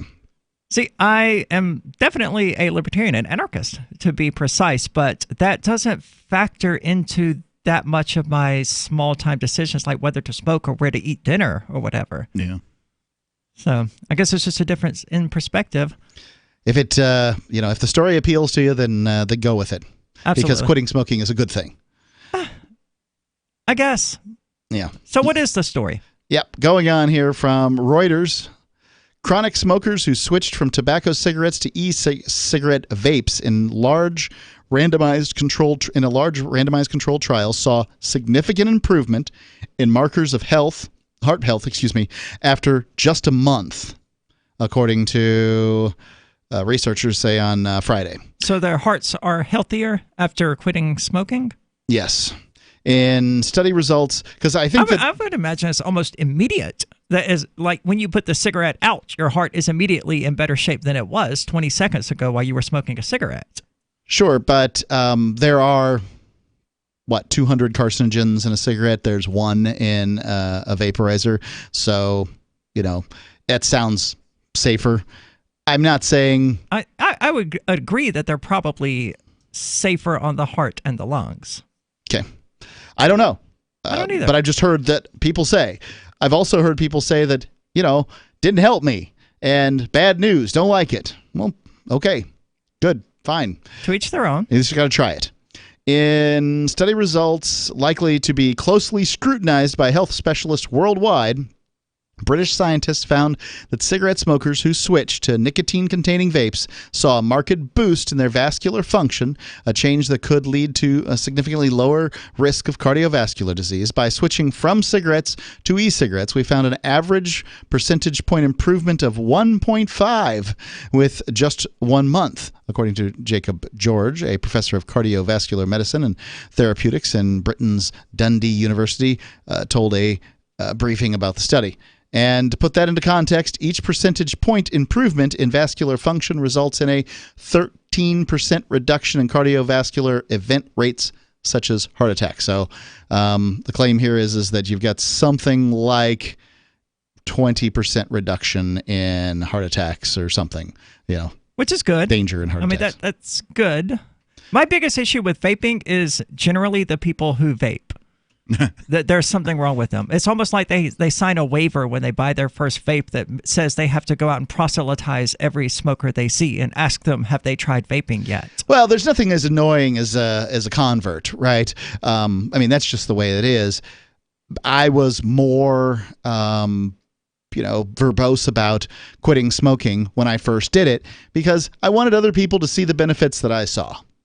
And I get it. I understand where they're coming from, but, People are gonna move in their own sweet time. We are seeing record low numbers of adults in America smoking. It's not hip anymore. But I mean, non-smokers die every day. Oh yeah, people who vape. Everybody dies every single day. Yes. I don't really see much difference between. I mean, I got all kinds of cool stuff waiting on me when I start to die. Like what? Lung breathing devices, and all they know how to treat lung cancer. Tech. They got that one under control. 855-450-3733. Have you heard of LibertyCon? LibertyCon is not only a convention with great speakers like Whole Foods CEO and co-founder John Mackey and Nobel Prize winner Vernon Smith, but it's also unique because you get a chance to network with more than 70 pro-liberty organizations, one-on-one for the purpose of career advancement, business, and internship opportunities. April 3rd through 5th in Washington, D.C. You can learn more by visiting libertycon.com and use code FTL for a $10 discount on your registration. That's libertycon.com. Bitcoin.com has launched a trading platform at local.bitcoin.com, allowing you to buy or sell Bitcoin Cash via dozens of payment methods like PayPal, Venmo, bank deposit, remittances, or meeting in person with cash. There are no ID requirements to sign up for and use the site, and all communications between buyers and sellers are encrypted. Finally, a global trading platform that respects your privacy. Visit local.bitcoin.com to get started trading Bitcoin Cash. local.bitcoin.com. Ike was such a sweet, lovable animal, and people would want to pet him, and they'd come up, and they'd get close to him, and it would be this instant, oh! My dad didn't want to touch him. It's like, ooh, get the stinky dog away from me. Even after we'd give her a bath, she would still stink. Very stinky, both bad breath and bad gas. I asked the vet, and he said some dogs are just stinky. Does your dog itch, scratch, stink, or shed like crazy? Come to Dinovite for help. DINOVITE.com. The omega-3 fatty acids, flaxseed, zinc, alfalfa, the digestive enzymes that are cooked out of regular dog food. The ingredients convinced me that it was definitely worth trying. After about a week, he started smelling normal. My husband and I were really kind of astonished. Dinovite is nutrition. 859-428-1000. DINOVITE.com. Is spreading the message of liberty, cryptocurrency, and peace around the globe worth $2 per month to you?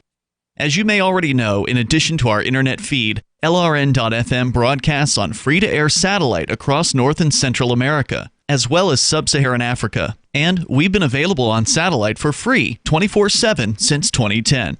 The LRN.FM free-to-air satellite signal is reaching some of the most oppressive regimes in the world, and there's no doubt our ideas are making an impact. You can learn more about the channel's impact by watching the 3-minute video at fund.lrn.fm. If you'd like to help free minds globally with our ideas of liberty, cryptocurrency, and peace, you can donate as little as $2 per month via fund.lrn.fm. You can help us continue and expand our satellite broadcast to multiple continents. Visit fund.lrn.fm today, and thank you for your help. Don't forget to share the link on social media. That's fund.lrn.fm. The LRN.FM social media channels have been revamped. We've eliminated Facebook and focused on other platforms like Twitter and Mastodon, the decentralized alternative to Twitter. On our accounts, you'll find posts from multiple LRN.FM show hosts together in one place. Follow us on Twitter at twitter.lrn.fm, or better yet, move to the decentralized Mastodon social media platform at toot.lrn.fm, toot.lrn.fm. I think you'll like it. Bitcoin.com has launched a trading platform at local.bitcoin.com, allowing you to buy or sell Bitcoin Cash via dozens of payment methods like PayPal, Venmo, bank deposit, remittances, or meeting in person with cash. There are no ID requirements to sign up for and use the site, and all communications between buyers and sellers are encrypted. Finally, a global trading platform that respects your privacy. Visit local.bitcoin.com to get started trading Bitcoin Cash. local.bitcoin.com. Join the LRN.FM Discord for live chat 24/7 at discord.lrn.fm. That's discord.lrn.fm.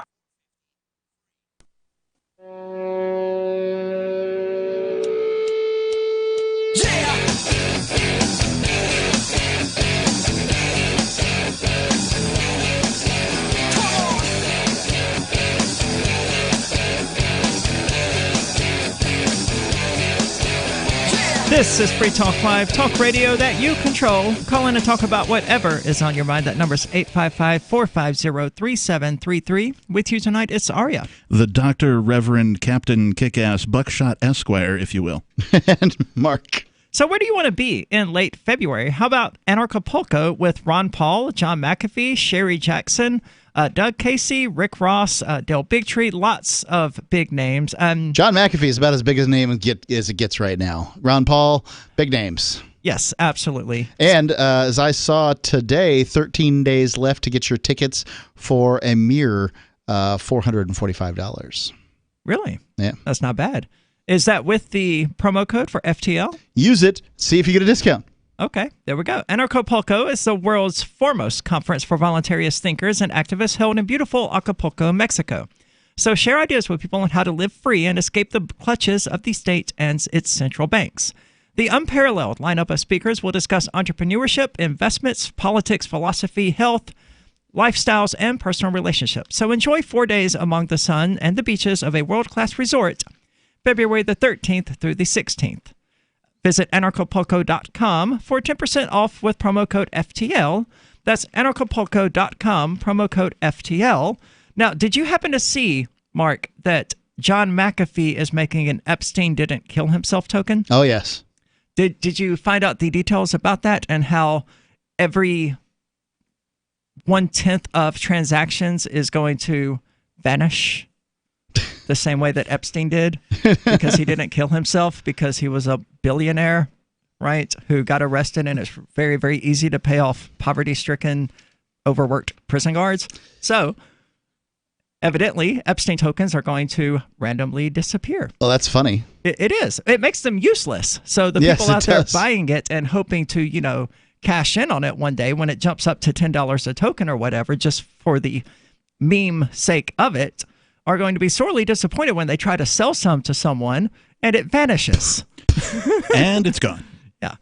So evidently, cardiovascular health is an important thing. You don't want to die. Smoking is bad for that, and people who vape experience almost a 20% reduction in the risk of cardiovascular, disease. Cardiovascular events. Right. Generally understood to mean heart attacks. At least that's how I understood it. That's how I understand it too. So it's crucial to emphasize that e-cigarettes are not safe. Less harmful than tobacco cigarettes when it comes to cardiovascular health, George said. They should not be seen as harmless devices for non-smokers or young people to try. And I think that this is one of those bugbears that's trotted out to, when people have lost an argument, they run to semantics in many cases. And, well, you said it was safe. Well, all right. Living on planet Earth isn't safe. I'll say. But I would say that, from what I've seen, vaping is probably safer than cigarette smoking. And not too many people want to go out on that limb. But, at this point, basically they ban this vaping thing, which wasn't even a result of the vaping products that you can buy in the stores. It was a result of black market devices having some vitamin E stuff put into them. They were banning vaping products long before people were having health problems from black market marijuana vaping stuff with vitamin E. Oh, yes. Well, can you vape on an airplane? I don't know.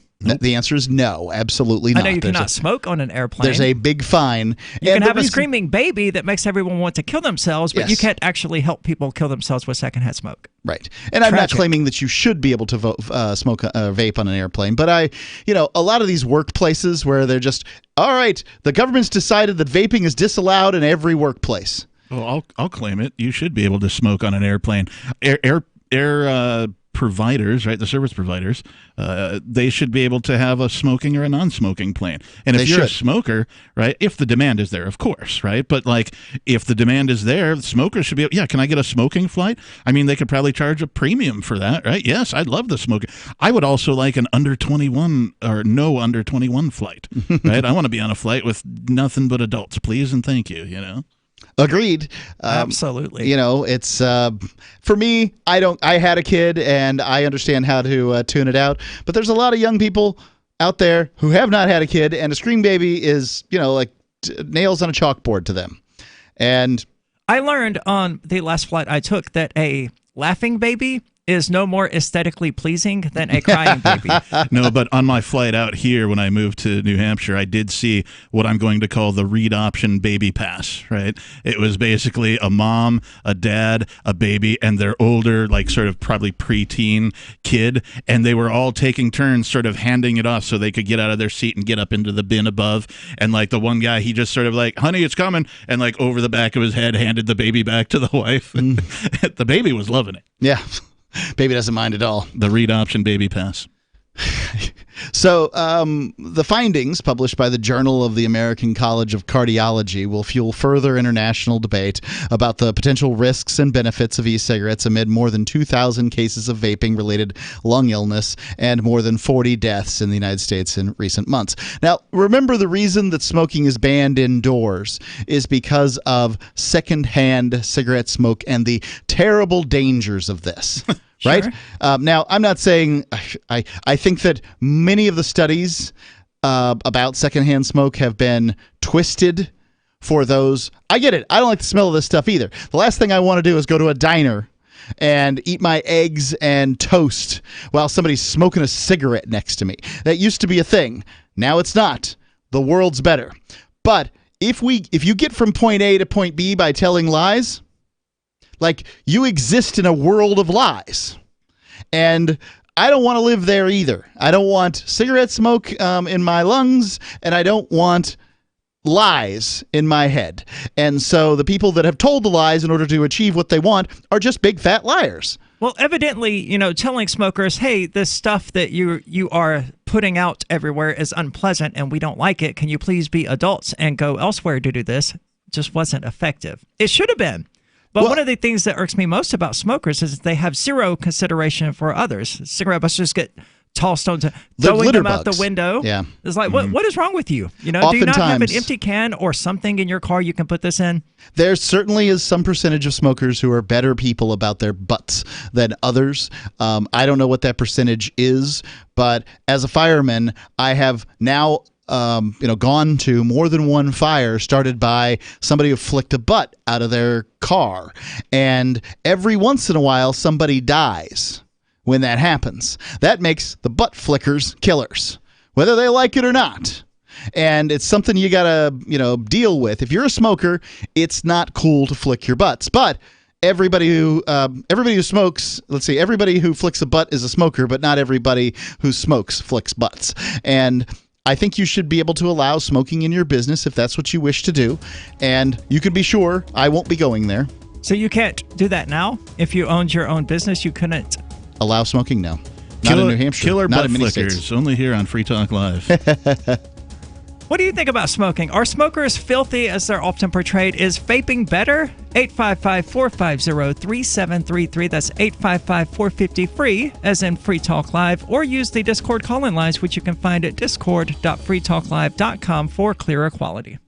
Anarchapulco is the world's foremost conference for voluntarist thinkers and activists, held in beautiful Acapulco, Mexico. Share ideas on how to live free and escape the clutches of the state. Their unparalleled lineup of speakers will discuss entrepreneurship, investments, politics, philosophy, health, sustainability, lifestyles, and personal relationships. Stay in a world-class resort and enjoy the sun and beaches. February the 13th through the 16th, visit anarchapulco.com for early bird pricing and 10% off with coupon code FTL. Business owners, you want more customers? Accept cryptocurrencies. There's people all around you just waiting to spend money at your store. If only you would take it. I know, you've been waiting till someone else makes it easy. Well, good news. HelpMeTakeBitcoin.com adds Bitcoin to your point of sale. Totally free. Use the same equipment you already have, now with Bitcoin. And unlike credit cards, there's no fees. Let the guys at HelpMeTakeBitcoin.com bring new customers to your store. HelpMeTakeBitcoin.com. Hi, I'm Derek J. To me, an activist's calling is to actively work to advance a cause. The cause for which I work is personal freedom. I believe my life is best when I engage in voluntary interactions and self-government. I reject the idea that anyone else has a higher claim to my life or my body than I do. I see people who call themselves the government as a threat to my personal freedom. I realize you may feel differently, but my relationship with the people who call themselves the government is completely involuntary. If Starbucks used some of its money to drop bombs, I wouldn't shop there. So why would I support the American empire? The empire does not require my consent. Derek J's Victimless Crime Spree. Watch it for free and order the Director's Cut DVD at victimlesscrimespree.com. That's victimlesscrimespree.com. I'm a little obsessed with My Magic Mud. Several years ago, I met Jessica Armand, the founder and CEO of My Magic Mud, and I didn't even know my teeth were coffee stained. A week's worth of use convinced me, and now I use it every 3 or 4 days. It's clinically proven to whiten teeth, and I think it cleans better too. My Magic Mud's available at most local health food stores, Sprouts, Natural Grocers, CVS, Walmart's Natural Beauty Aisle, but I can get it for you for 20% off with coupon code FTL20 at mymagicmud.com. FTL20 mymagicmud.com. Some of you asked, and now we've delivered. LRN.FM's live Keene, New Hampshire studio shows are now streamed in HD on Twitch. Visit our channel at twitch.lrn.fm and give it a follow. If you have Amazon Prime, you get 1 free subscription on Twitch. If you use it on our channel, Twitch will give LRN.FM a monthly piece of your Prime subscription cost. So please watch, follow, share, and subscribe to twitch.lrn.fm. That's twitch.lrn.fm. This is a special alert for business owners, consultants, coaches, folks planning retirement, entrepreneurs, and anyone who is saving and investing to build a financial future. You are likely aware that financial privacy for most people has recently died a miserable death. And let's face it, without privacy, there really is no security, is there? Bankrupt governments and banks on the verge of collapse are perhaps the biggest threat to your financial future today. The Lighthouse Law Club recognizes this and has been working diligently to provide safe, secure, and productive tools to ensure your privacy, your financial security, and your future financial well-being, despite the catastrophes which many people fear are looming ahead of us. Find out more with a variety of free videos on the YouTube channel for Lighthouse Law Club.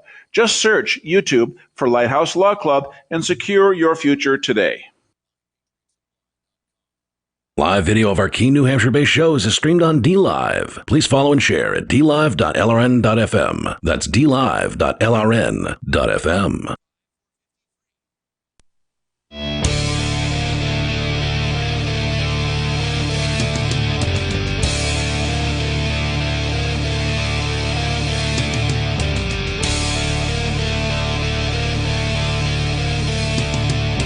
This is Free Talk Live, talk radio that you control. Call in and talk about whatever is on your mind. That number is 855-450-3733. With you tonight, it's Aria. Captain Kickass. And Mark. And we were actually just discussing balance of nature because a lot of people these days are attempting to take control of their health. They want to try to avoid the pain of getting sick, the lost time at work, costly medical bills, and good nutrition is key to looking and feeling great. But eating right all the time can be a challenge, or eating right at all can be a challenge. Travel and work schedules get in the way, or you may not have the desire or time to shop and cook the right foods. Like today, as I've stated repeatedly, I eat out for every single meal. Today I had local burger, French fries, and a big greasy burger. Balance of Nature has the solution. With just 3 of the Balance of Nature fruit capsules and 3 of their veggie capsules, you get 10 servings of fruits and veggies.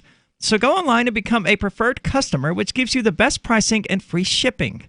After your 3rd month, Balance of Nature will ship to you at no additional charge an additional set of fruits and veggies. But this is a limited time offer, so don't wait.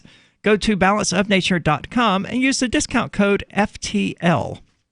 Now, both of you are taking Balance of Nature, right? Because every time I read this, I'm like, man, I need to do that. And then I leave the studio and it doesn't cross my mind again until I'm sitting here in the studio looking at it again. I need to do their reorder program because I ran out and I didn't reorder. I've certainly taken it and I think it's great, but the wife's away, so I better start getting it because I need those veggies. Yep, I'm on it. Well, speaking of veggies, evidently some vegans have gotten butthurt, as vegans are prone to do. It's part of the definition, isn't it? And they are trying to sue Burger King over meat contamination of the Impossible Burger Whopper. You've got your peanut butter in my chocolate. You've got your chocolate in my peanut butter. So some vegans have filed a lawsuit against Burger King because they cook the Impossible Burger on the same grill as their meat burgers. Should we inform them that it also is served in the same store that serves meat? Because they may not be aware. That's what's next. Oh, man, I just had an idea. Whenever the new Burger King opens up here in town, I'm going to order a Whopper with one of each patty. I don't know what to call that. There's got to be a trendy name in there somewhere. But you mean like one regular meat patty and one veggie patty? Yeah, okay. Impossible Burger, right? You know. I got to say, I did have this Impossible Burger or the other one. You also had one of the Popeyes chicken sandwiches, didn't you? No, haven't had that. I thought you did. Nope. Okay. I tried to get one. I failed in several times in trying to locate one. Maybe that's what I was thinking then. But at least you didn't get shot trying to get one. Some people have. Well, I'd give it to whomever pulled a gun on me. Here you go. This is not worth the trouble. But the Impossible Burger was good. I had it. It tasted. I mean, I'm not going to say like there's all kinds of burgers in this world. Sure. But when you're talking about a patty, a burger patty, they're the ones that are already pressed and in that shape and that kind of thing, they only reach a certain level. Now, when you get the hamburger that has been pressed by a human being into a sort of disc-like shape. Oh, like the ones at Local Burger. Yeah, that's a different class of burger. I'm not talking about that. I'm talking about the patties that came looking like patties when they were frozen. Yep. And that Impossible Burger patty is as good as those patties, like inside a burger. Didn't you guys have... That does not sound like a ringing endorsement. Well, I eat those patties. I mean, okay. I can't say that I'm not, I'm not, I'm willing to, I would be willing to switch to the Impossible Burger at all of my fast food stops. Interesting. Well, before we dive further into this, we've actually got a caller on hold. Jeremy, you're on Free Talk Live. What up? Hey, how you guys doing? Hey, what's on your mind? So you guys were talking about the smoking. I actually heard you mention something about treatable lung cancer. Did I hear that right? I didn't say it was treatable, but they know what it will be that kills me, and they do have things there to extend one's life. And you're relatively young. You probably got at least another 20 years till this lung cancer kicks in. They'll probably have some other treatment coming along. So it's certainly not curable. I'm sorry, go ahead. So it's something genetic then, or? No, I think it's caused by smoking, generally speaking. I mean, there are other causes of lung cancer, but yeah, it's... Okay, I just misunderstood. I didn't understand that. I didn't know if there was like a current, known treatment for lung cancer, and that they're kind of on this cusp of treating that or something, because I'd be kind of interested in that. I've been smoking since I was in high school, and I would never consider vaping because I've been around that, and but I have done the patch before, and actually did seem to do well for me, and so that's good. Well, different things work for different people. That's certainly true. I never. Yeah. The patch didn't scratch the itch as much as using a vapor did. But even the vapors didn't scratch the itch for me. Oh man, I did Chantix. I did the patch. I did the Chantix. I did Chantix can make people suicidal. The nicotine gum. I did, the vaping, the early e-cigarettes. The trick is to be dead inside already. Oh, you're not wrong. That's why. Well, if you're going to do that, you might as well just get the lung cancer.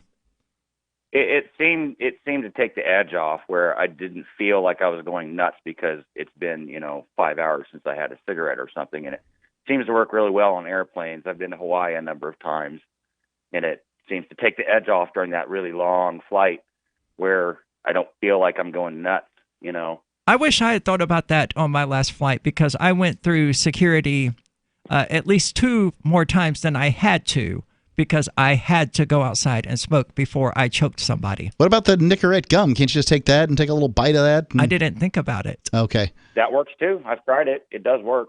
And do Skull Bandits still exist? Does what? Apparently not. Skull Bandits. Skull Bandits are Sean Turbacki. Well, no, it's snuff, but similar. That's in little packets. I would rather go without the nicotine and want to choke somebody, then use snuff. I mean, right. that's what my great-great-grandmother used, you know?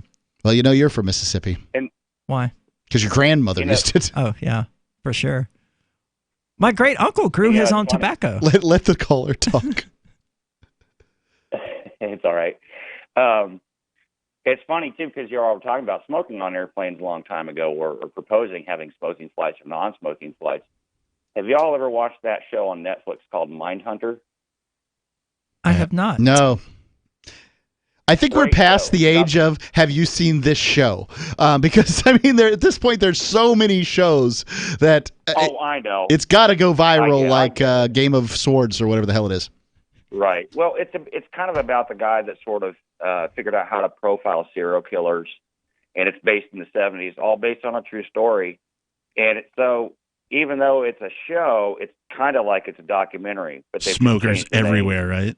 And you can see them, these two FBI agents on a plane smoking cigarettes, you know, because it's all based in the 70s. I'm like, oh my God, yeah, they did used to do that. I mean, Yeah. When I was a kid, you know, I come from a broken family, as it were, and so whenever it was time to, you know, go live with mom or dad or whatever, they would put myself and my sister, unaccompanied by any adult, and we were definitely under 13, onto a Greyhound bus.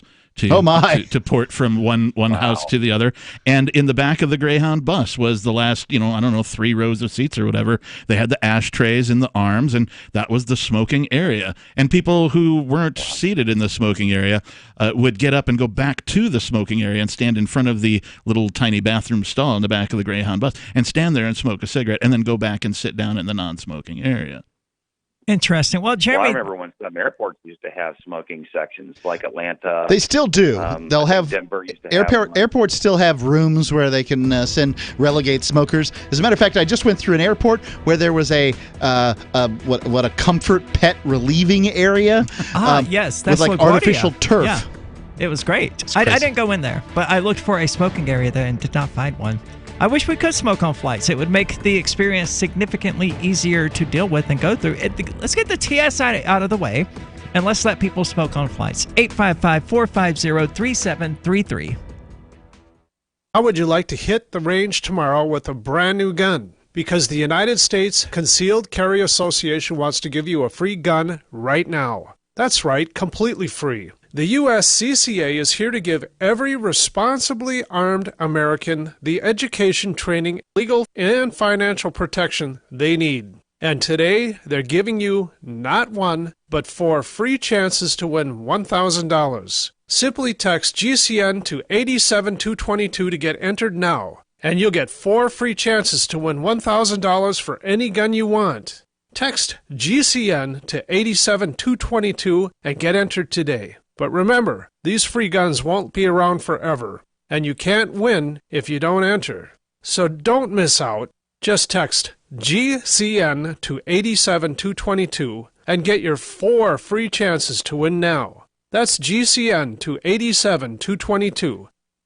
Would you like to get back that full head of hair from years past? Introducing Reveal from GCNlife.com. Beverly Hills dermatologist Dr. Nathan Newman invented Reveal, which contains polypeptides with natural botanicals and no parabens, sulfates, silicones, or dyes for a salon-quality hair growth product. Reveal. Here's Dr. Newman. I have treated a lot of patients who lose their hair and they lose their confidence. We've created a unique set of polypeptides, which we call HPT6. The HPT6 contains the polypeptides from 6 different plants. The scalp infusion treatment should be used on wet or dry scalp. The Reveal hair care system is designed to be used for men and women alike. Get Reveal at GCNlife.com with a 30-day money-back guarantee. So try Reveal today at GCNlife.com or 844-443-6637. Plus a discount up to 25% off for Reveal at GCNlife.com or 844-443-6637.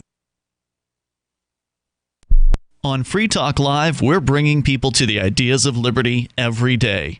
From wrestling superstars like Glenn Jacobs. You guys really are having an impact, I believe. Like I said, a lot of where I am now is due to listening to Free Talk Live. You changed my mind on some very important issues years ago. to random people tuning in on the radio. I was kind of stuck in the left-right paradigm. I heard your show by chance on a Saturday night.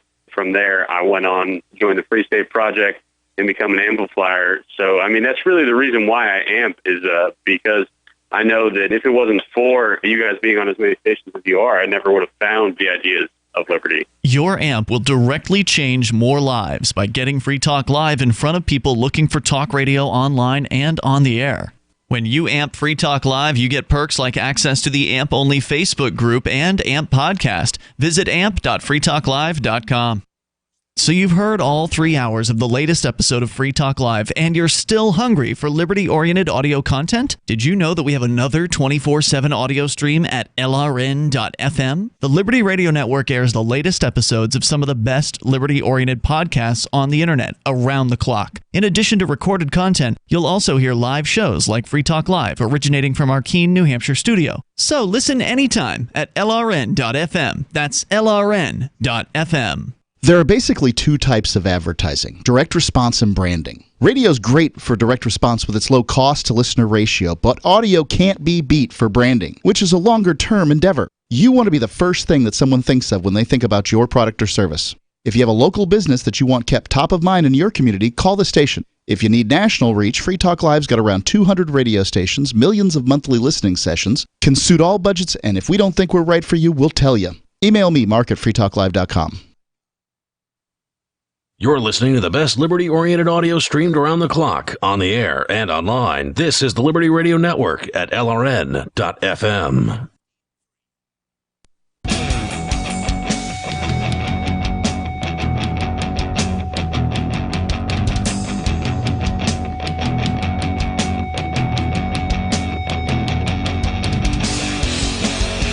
This is Free Talk Live, talk radio that you control. You can call in and talk about whatever is on your mind. That number's 855-450-3733.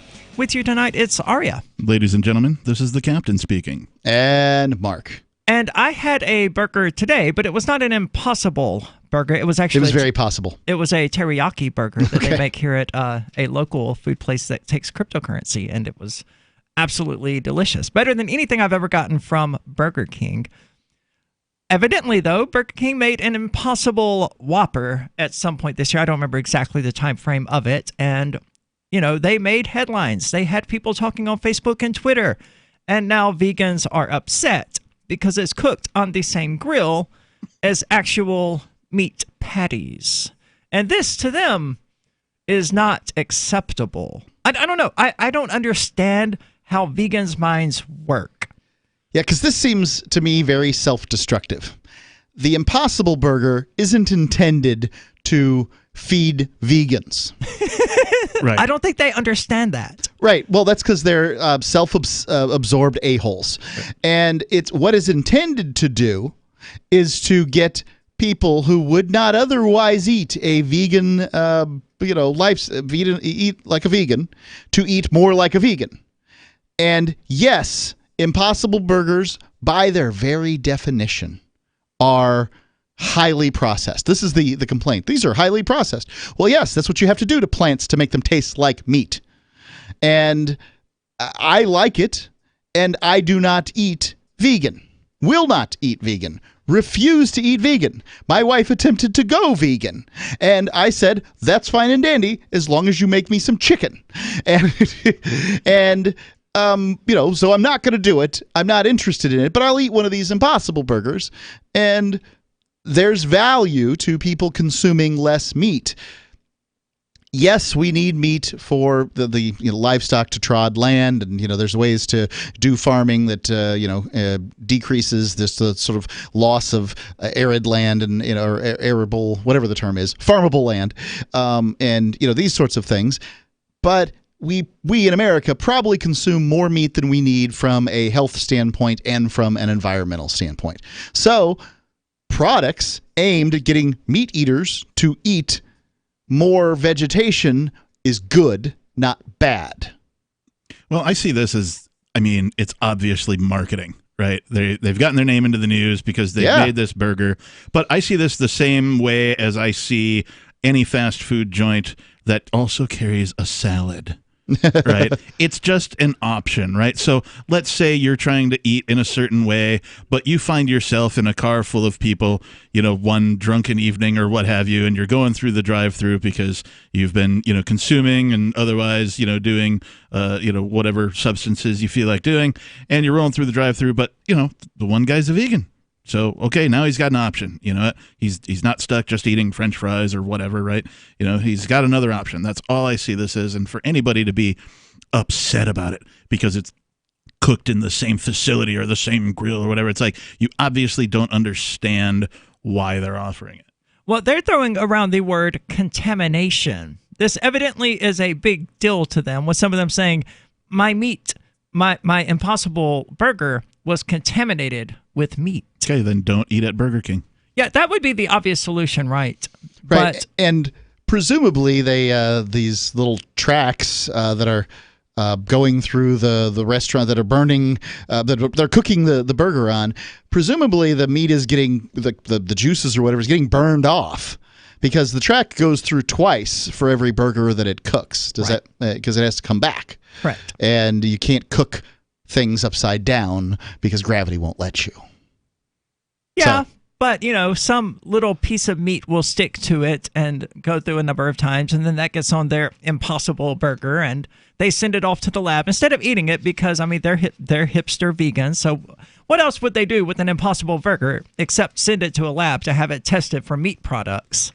Well, yeah, if this is what you want to do, is destroy the opportunity to get more people to eat more vegetable products as a vegan, then perhaps you don't understand what it means to save the planet. Because vegans, this is what they got, right? They got sanctimony, and they have the one statement that it is better to eat plants than animals, that too many people eat animal products, and too much of the animal products. They get a point, and they're correct on that one. But is the point that it takes less farm space to grow plants for humans to eat? Like you can feed 10 humans with an acre of land if it's plants, but only 5 humans if it's animals? Correct. Probably less than that. Okay. That's the point. And it's a valid one. And when you look at, but you need animals. Sure, but if it's actually a legitimate problem, it's also a problem that will solve itself when people start starving to death because there's no food. And I'm sorry, did you say that a vegan ordered one of these Impossible Burgers and sent it to a lab to be tested? Well, how they didn't specify that in the article here. Oh, but how else would they have determined it in a lawsuit-worthy way that it did, in fact, have meat on it? I don't know, but that it was contaminated. Yes, that it was contaminated with beef. To me, I'm just assuming they bought it and sent it to a lab. Because I don't know how else they What are the other options? Yeah, how else can they gather the evidence to justify a lawsuit? They can be like, oh, this tastes like meat. I'm going to sue. So presumably, yes, they bought an Impossible Burger and sent it to a lab. Because that's what vegans do. That is exactly what vegans do. Sorry, Wesley. Unless unless Burger King is making the claim that there will be no meat in your Impossible Burger, I'm not sure the vegans have much of a legal leg to stand on here. I don't know if people walk into Burger King thinking to themselves that my Impossible Burger will not touch meat in this meat-based restaurant. Well, what if the guy didn't change his gloves after making a regular Whopper? Indeed. And if, it's possible that somebody walks in with this kind of naivete that somehow their burger will not in any way, shape, or form touch meat. But it seems unlikely to me. And, there's always the standard of reasonable expectations, and I'm not sure that's a reasonable expectation. Well, the lawsuit says that it's like Burger going King into a peanut restaurant, ordering something without peanuts, and not wanting any peanut contamination.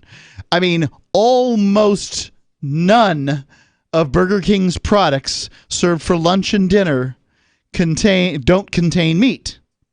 Almost none. So, and even the ones that don't contain meat get cooked in the same grease that wherein they fry their meat, like chicken tenders and chicken nuggets or whatever they call them. Right, they have chicken tenders of some sort, so yeah, there'll be meat dropped in there. Sure.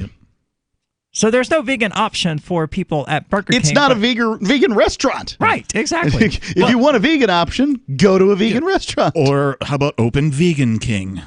Evidently, the issue is that Burger King has no disclosures on its menu that would notify a consumer prior to the purchase of the Impossible Whopper that it was cooked in a manner that would result in meat byproducts being on the burger. Gosh, these people are a barrel of laughs. Yeah, I would not want to sign my name onto this lawsuit. You're basically telling the world you are a dumbass. This is like the whole the hot coffee bit, right? The McDonald's, when the person sued because the cup doesn't say caution, hot liquid inside or whatever. Well, to be fair, in that case, she got like third-degree burns, and it turned out that McDonald's was making their coffee way hotter than anybody else was. Okay, but so there was some justification to that. Not because the cup didn't say caution. I mean, if you order a cup of coffee and you think it's going to be cold, you're a moron. She didn't expect it to be cold. She expected the lid to stay on, and it didn't. And she expected, the coffee to be normal coffee temperature instead of literally boiling. Bet she boiling. uses a cup holder from here on out. I bet she does too.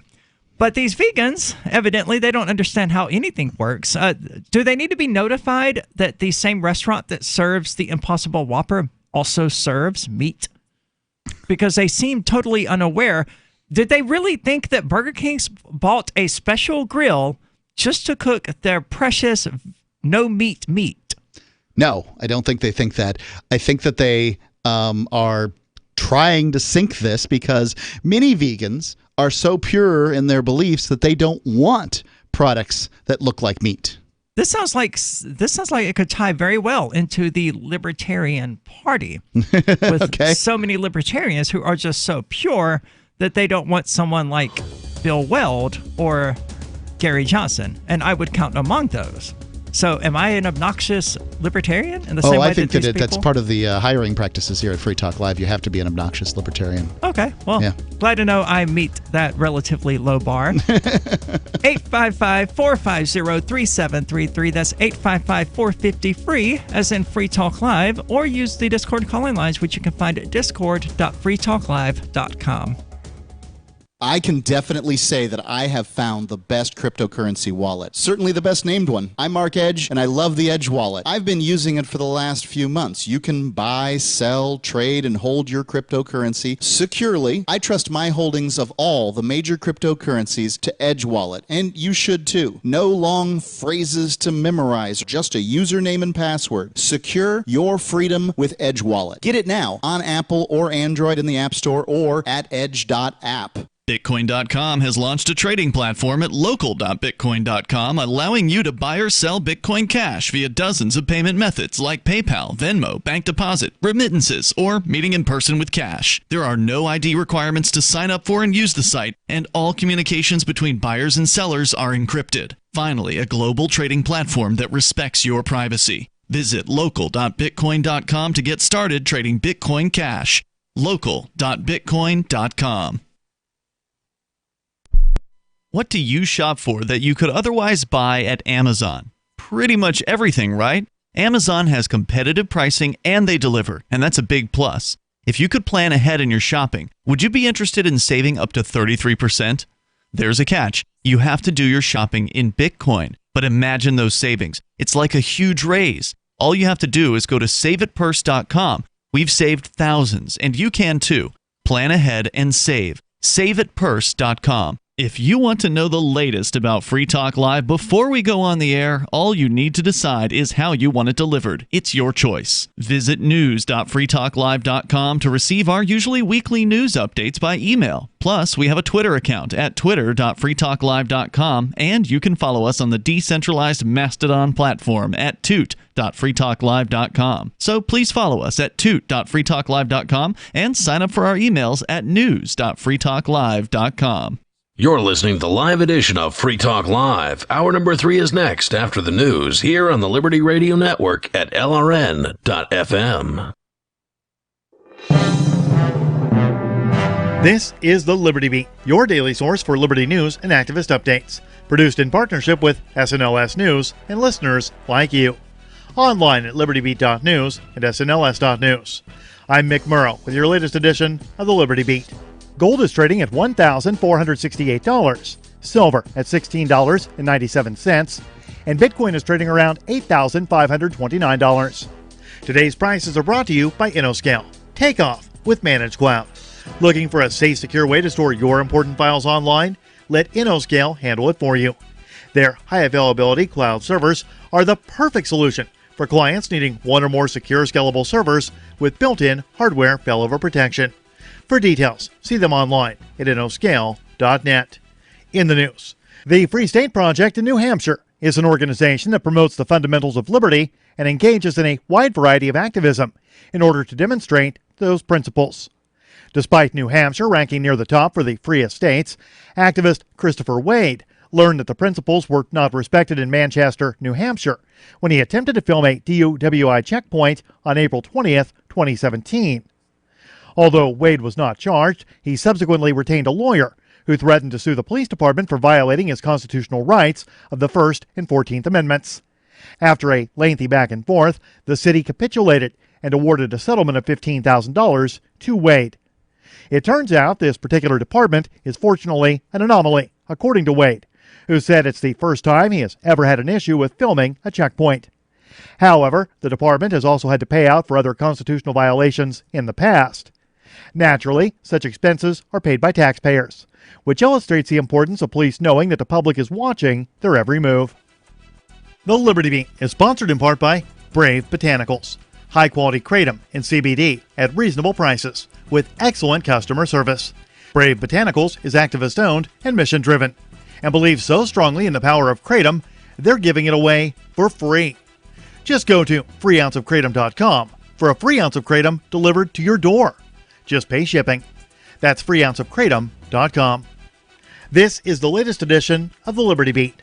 Find us online at libertybeat.news and snls.news. Your news now continues. In what police accountability activists are claiming is not an isolated incident, more than 1,000 law enforcement officers access the California background check database for personal reasons. The Sacramento Bee reports the criminal background searches have absolutely nothing to do with the work that police officers do. Instead, the searches are indicative of police officers committing crimes, in some cases for friends and family. As an example, the Sac Bee uncovered the criminal case against San Francisco Police Sergeant John Haggard. Haggard pleaded guilty to misusing the Department of Motor Vehicles database and was convicted of a misdemeanor, forced to pay $150 in restitution fees, and allowed to resign with his full pension after serving 30 years as a lawman. In September, CBS News investigated the phenomena of police officers illegally accessing databases for their own personal reasons and gain. CBS concluded the problem is rampant, and no governmental agency is keeping track of the violations. A family is facing jail for living in an RV on their own property to repair their home after a fire. The Free Thought Project reports the Navari family didn't just set up an RV and start living like Uncle Eddie in the Griswold's driveway. Instead, they called the alderman, and the mayor was aware of it. They were told that as long as they were approved by the Homeowners Association Board, they could get a temporary permit.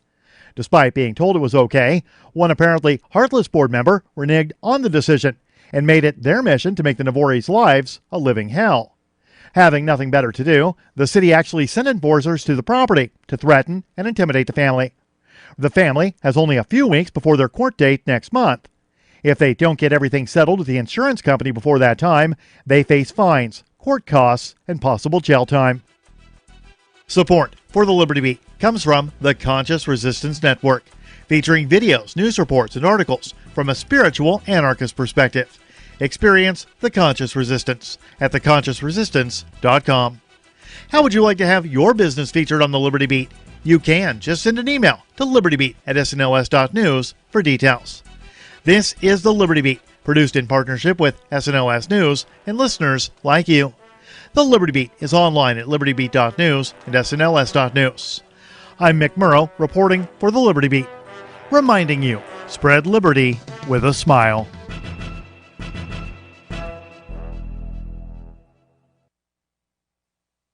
Thank you, Jode. I appreciate you taking up this issue. Berto, if a man ain't cooked crisp on the Hellfire Desert, ain't he ought to be left on his own? Well, right, Jode. Immigrants are desperate for a better way of life. We need the strongest of these crude backward browns to keep us all alive. I see the ones that can swim the Rio Grande, too. Berto, you swum that border river to get here, ain't you? Jode, not all Mexicans came here by swimming the Rio Grande. No. I got sympathy. I crossed Huron Lake in the barrel myself using hands as paddles. Lived off the carp. What jumped at me? Now, you swum that river, ain't you? Jode, actually, I was born here. What you know about hard work? Ain't never swum no river. Many immigrants, they I say you ain't never knowed a man till you seen his teeth. Show him your teeth. Too many teeth rotting out shows you're dishonest in the mind. You got strong man-full teeth, Bartol. I apologize. This is the Onion News Network.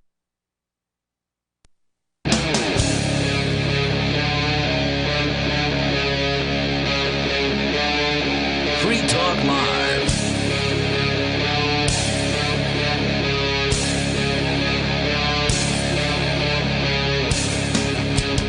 This is Free Talk Live, talk radio that you control. Call in and talk about whatever is on your mind. That number is 855-450-3733. And with you tonight, it's Aria.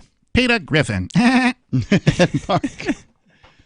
like that one. That's a good one. That's the best one yet, I think. I've been working on my Peter Griffin, so. Awesome. I don't know who it is. You've never seen Family Guy? Family Guy, the show? Yes, I have seen it. Is that the main character? Yeah. Okay. Oh, you're hurting my soul. Okay, so I watched the Avenger movies because they came highly recommended by you. Okay. Please watch the second and third seasons of Family Guy. Why not the first? Because it wasn't as good. Okay. Essentially. Second and third seasons. Yes. That was when it really took off and started landing. I mean, that was when it was at its best. I know it has a baby in it that talks. It does. Stewie. Yeah. It used to try to kill everybody, not so much anymore. It used to try to kill Lois, rather. The mother. Yes. Not so much anymore. Why? It's just how he evolved over the years. Okay. All right. Now he's more just into gay stuff. How awful. Yeah. Okay. To be fair, though, they've actually been trying to dial back the gay jokes, they say. Who knows?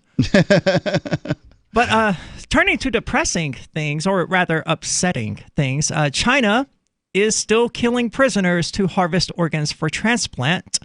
And a new report exposes the cover-up. Now, this has been going on in China for these accusations have been leveled at China for quite a long time, right? That they've been harvesting organs from living people, and that's how their numbers... That's how you get the good ones. I guess. It doesn't do the victim any favors. Well, wasn't there something about them doing this to the protesters? The Hong Kong protesters? Yeah, specifically. I don't think so. I think the Hong Kong protesters are promoting these news stories in order to give China a lot of bad press right now because not enough people care about the Hong Kong protests. Okay. Or the Uyghur population, who are the ones largely being impacted by this. I mean, there's stories of people just being gang raped and tortured and killed and just horrific things going on in China that most of the world isn't talking about because they're scared to upset China. Just absolutely horrific things like, here we go, harvesting organs from living people. Despite repeated denials. So is this Nixon's fault for opening up trade between the United States and China?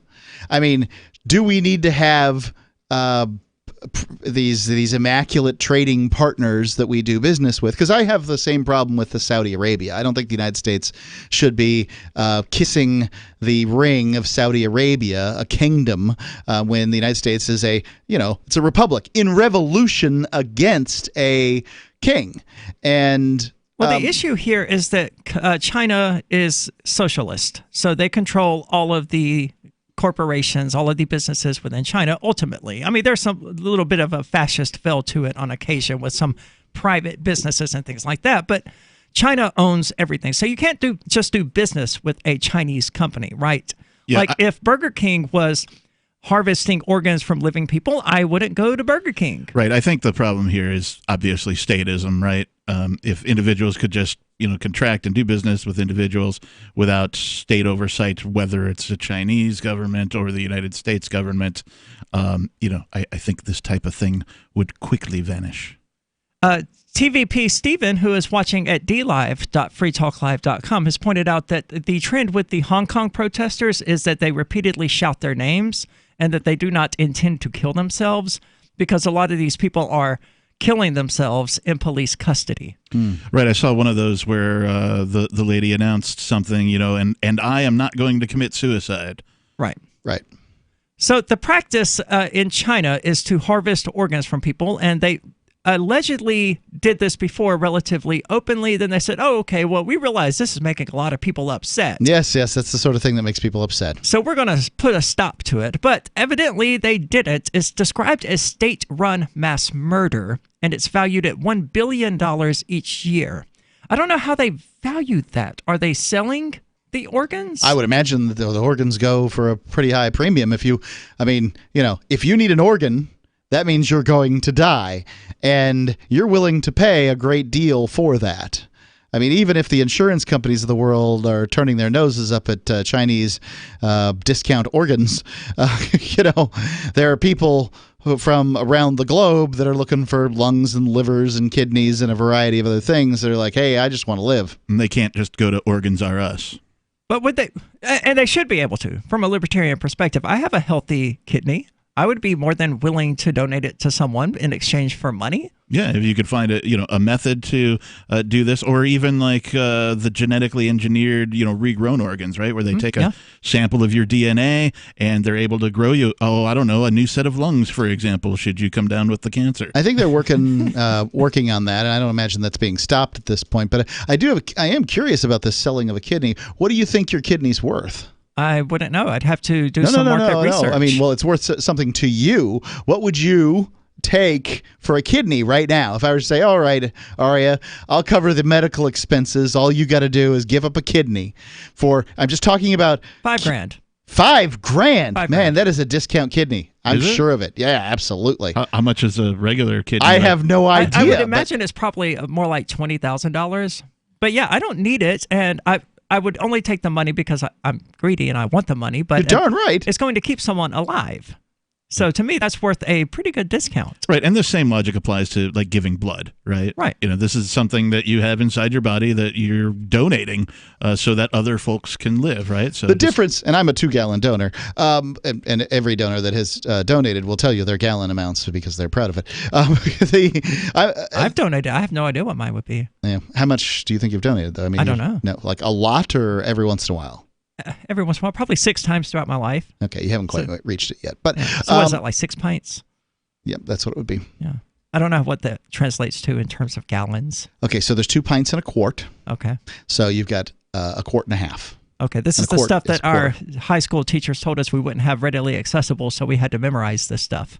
And I didn't. Yeah, I think that's pretty true. I think you do need to know how many of the different measurements are in the different things, and that's because we have not yet switched over to the metric system. Right. See, I know how much a liter is. Yeah. I can help you with that. Right, and you can then extrapolate how much 150 milliliters is from that knowledge. Right. Thanks to drugs, I know what a gram is, an ounce. I have all these metric measurements, Perfect. But yeah, I would say $5,000 would be a good starting point.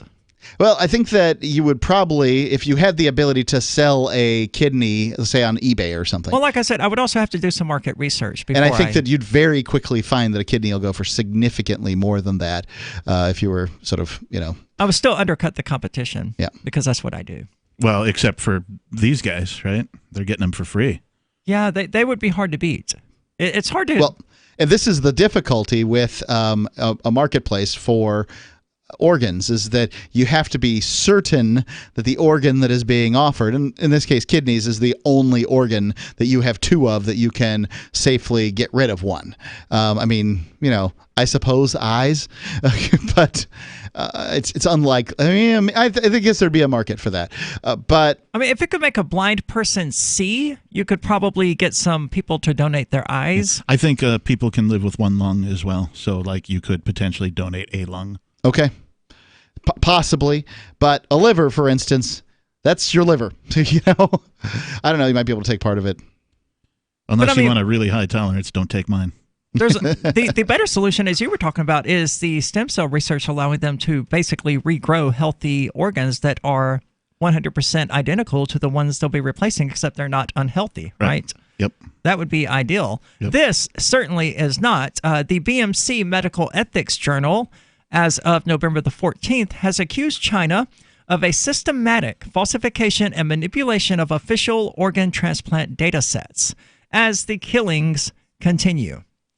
So they're not just killing people, and I want to stress this, they're not just killing people to take their organs, which is horrible enough by itself. They are taking the organs from living people and killing them in the process. I mean, this is what the Nazis literally did with Joseph Mengele and so many others, and the Japanese during World War II. It was very, very common, and here's China doing it flagrantly, and it isn't making headlines. Statist's gonna state. 855-450-3733.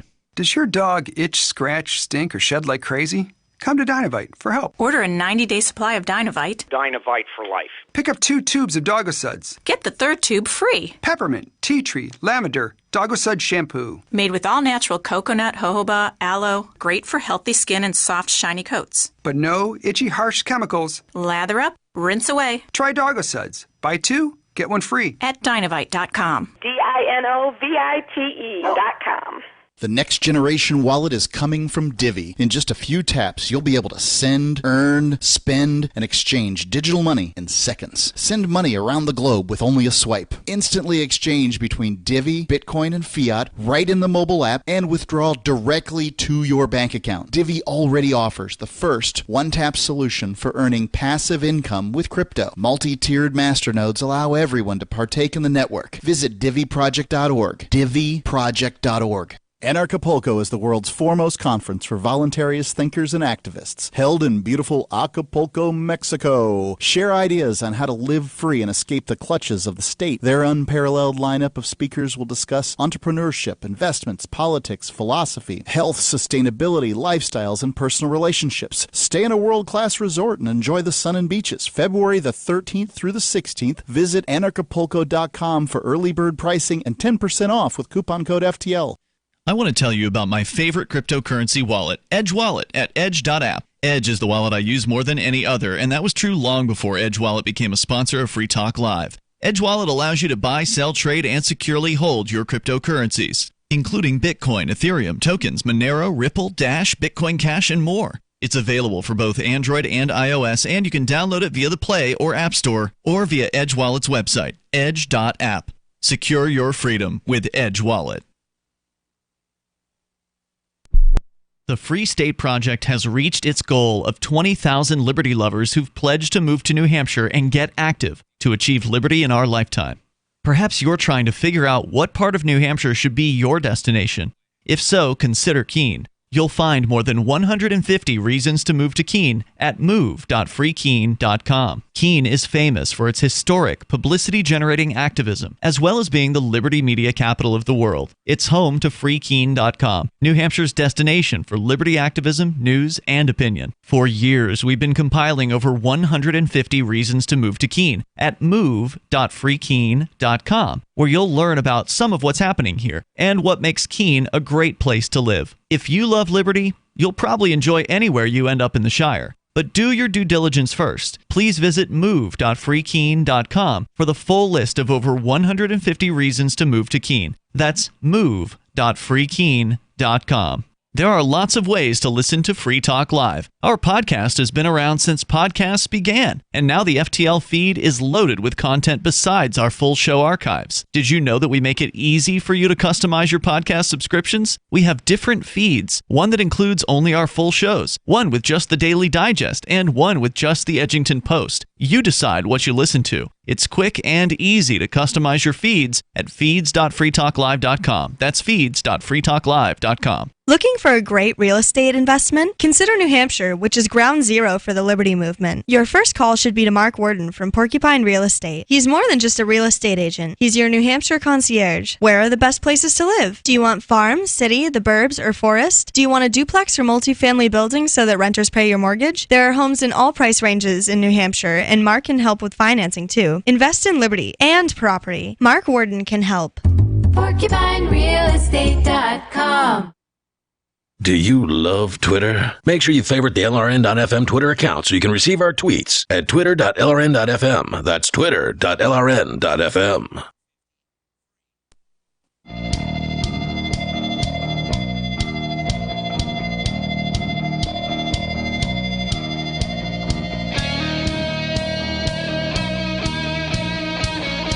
This is Free Talk Live, talk radio that you control. Call in and talk about whatever is on your mind. That number's 855-450-3733. With you tonight, it's Aria. The captain. And Mark. And do you operate a retail business while you're looking also for a way to take cryptocurrency at the point of sale? Well, it's never been easier thanks to helpmetakebitcoin.com. There's no paperwork or approval process to open an account. If you already have a tablet at your cash register, you're almost done. Just visit helpmetakebitcoin.com and follow the simple steps. Within moments, you'll be accepting cryptocurrency like Bitcoin, Bitcoin Cash, Dash, Litecoin. I think Monero is also supported. Get started now at helpmetakebitcoin.com. Again, that's helpmetakebitcoin.com. And if for some reason that isn't working because they've been having DNS issues lately, use anypayinc.com. Again, helpmetakebitcoin.com. anypayinc.com. Yeah, I just used it this evening to we got some chicken wings over at a local restaurant here. Which local restaurant? The Thirsty Owl. Okay. I had Local Burger and I used AnyPay to pay them. But they don't have Well, chicken they wings. use AnyPay for me to pay them. Yes. They do have, well, they have Captain Crunch chicken tenders, which are also really good. Mm-hmm. But I as it haven't happened, I tried got a those burger. What, I'm sorry? Are they delicious? I haven't tried them yet. They are good. They're a bit on the sweet side for me, but they're still good. I really like their honey barbecue sauce because it's actually barbecue sauce with real honey added to it. It's not like some cheap store-bought crap. Mm. So in June, evidently, the author of this article reported on the China Tribunal in London, which found evidence of forced organ harvesting from Chinese prisoners, including Falun Gong practitioners and, of course, Uyghur Muslims. The tribunal's The final... Falun Gong folks, I don't know what their religion entails, but man, they are passionate about it. Are they? This is the first time I've come across the term. Oh yeah, I've had them handing out. On the West Coast, you'll often find them out doing sort of protests, handing out information, that kind of thing. Usually, they're targeting Asians, but I've had an opportunity to chit chat with some of them, and wide-eyed adherence to whatever it is they're talking about. Interesting. Well, a quick little Google search of it suggests that it's very similar to Buddhism and the whole Dharma wheel thing. So, Buddhism, essentially. Okay, good. The Chinese government has certainly cracked down on Buddhism as well. I mean, they don't like those Tibetans. Yeah, they kidnapped the Dalai Lama and put him, presumably they killed him, and then declared that, hey, that was the last one. There's no more Dalai Lamas ever again. Then, of course, the Dalai Lama said otherwise. Yeah. So forced organ harvesting has been committed for years throughout China on a significant scale, and the tribunal has had no evidence that the significant infrastructure associated with China's transplantation industry has been dismantled. So evidently they are harvesting these organs from people and then turning around and selling them, probably to other countries who have people there who need the organs. The tribunals, they used first-hand testimony from former detainees and the implausible accessibility of transplants to shape its findings. Those witness reports were horrific, including organ extractions on live victims who were subsequently killed by the procedures. That is the most horrifying part of this article. So are they not using any kind of anesthetic? I would think it would be difficult to get the liver out of a conscious person. Like conscious and living are two different terms that are not necessarily exclusive. It doesn't specify whether or not they're using an anesthetic. Right. That's a little bit better than vivisection. Basically, they go under and don't come back. Yeah. Yeah. Which is screwed up. But with China's illegal organ transplant industry worth more than $1 billion each year, the country is determined to deflect the international outcry that has intensified as details of the organ harvesting have come to light. But this latest report cast doubts over claims of reform because allegedly they had put a stop to all of this, right? Going back to 2010, they just said they had a system of voluntary donations replacing the forced and lethal harvesting of organs from prisoners. They also claim that those prior practices have been outlawed, entirely replaced by the new system. So the Chinese government was doing something horrible, got busted, and said, oh, yeah, we're not doing that horrible thing anymore. We're doing it with exactly the same numbers and exactly the same effect, but it's no longer horrible, except obviously it is. Right. That's what I don't renaming. That's what I don't understand about the human beings on the planet who subscribe to statism, right? Here's an organization type, time and time again, caught doing red-handed, doing horrible things to other human beings, right? And instead of, saying, okay, enough of that organization type, they go, oh, well, you're not doing it anymore? Okay, that's fine. You guys can continue. And the American government is no exception. I mean, there's good reason to believe that Lyme disease originated as a product of the government, not to mention them lying to syphilis sufferers in Georgia. Yep. Project MK Ultra, where they were intentionally drugging people, torturing them. There's Guantanamo Bay, where people are being tortured. There was Abu Ghraib, where people were being tortured. Well, and if you look at the statistics, the deadliest thing going on in the 20th century was government. Mm-hmm. If you consider that they were killing their own citizens and killing other people's citizens, and that those citizens are human beings, that's the deadliest thing was government in the 20th century. That's not disputable. True of every century at all. There is no dispute to that. I don't know that that's true or false in the 19th century or the 18th century, but the 20th century is the one that we have to look at, and it is completely indisputable that government was the deadliest thing. Not lung cancer, not heart disease, nothing, not even old age. Deadliest thing, government. Well, at least by orders of magnitude too. Not, I mean, whatever the next thing is. Oh, it wasn't magnitude. It was close when you had to combine parts of famine, and democide and war all into one, and it just eked out. I mean, cardiovascular disease will kill you, right? If you live long enough. So it's a big killer, and to eke that out is pretty darned impressive. I mean, the state is deadly. I guess natural causes, right, is probably they didn't have. Natural causes wasn't on the list there. It wasn't a general catch-all for that. What was the number? It was something like 400 million, wasn't it? Because 250 million were just killed in war. Google democidehawaii.edu. All the data is there. Democidehawaii.edu is going to be the way to find that out. There's a meme out there of Joe Rogan that says something like, laws are written on, words written on paper by people generally considered to be liars and thieves. So let's stop talking about what's legal and illegal and start talking about what's right and wrong. Yes. That's my quote. And it came off of a meme that I had previously, and I guess somebody who liked Joe Rogan slapped Joe Rogan's face on it, and the thing went viral. Great! I mean, but Joe Rogan doesn't talk like that. I do. I say generally and, hedge my words all the time. So I'm confident in that particular statement.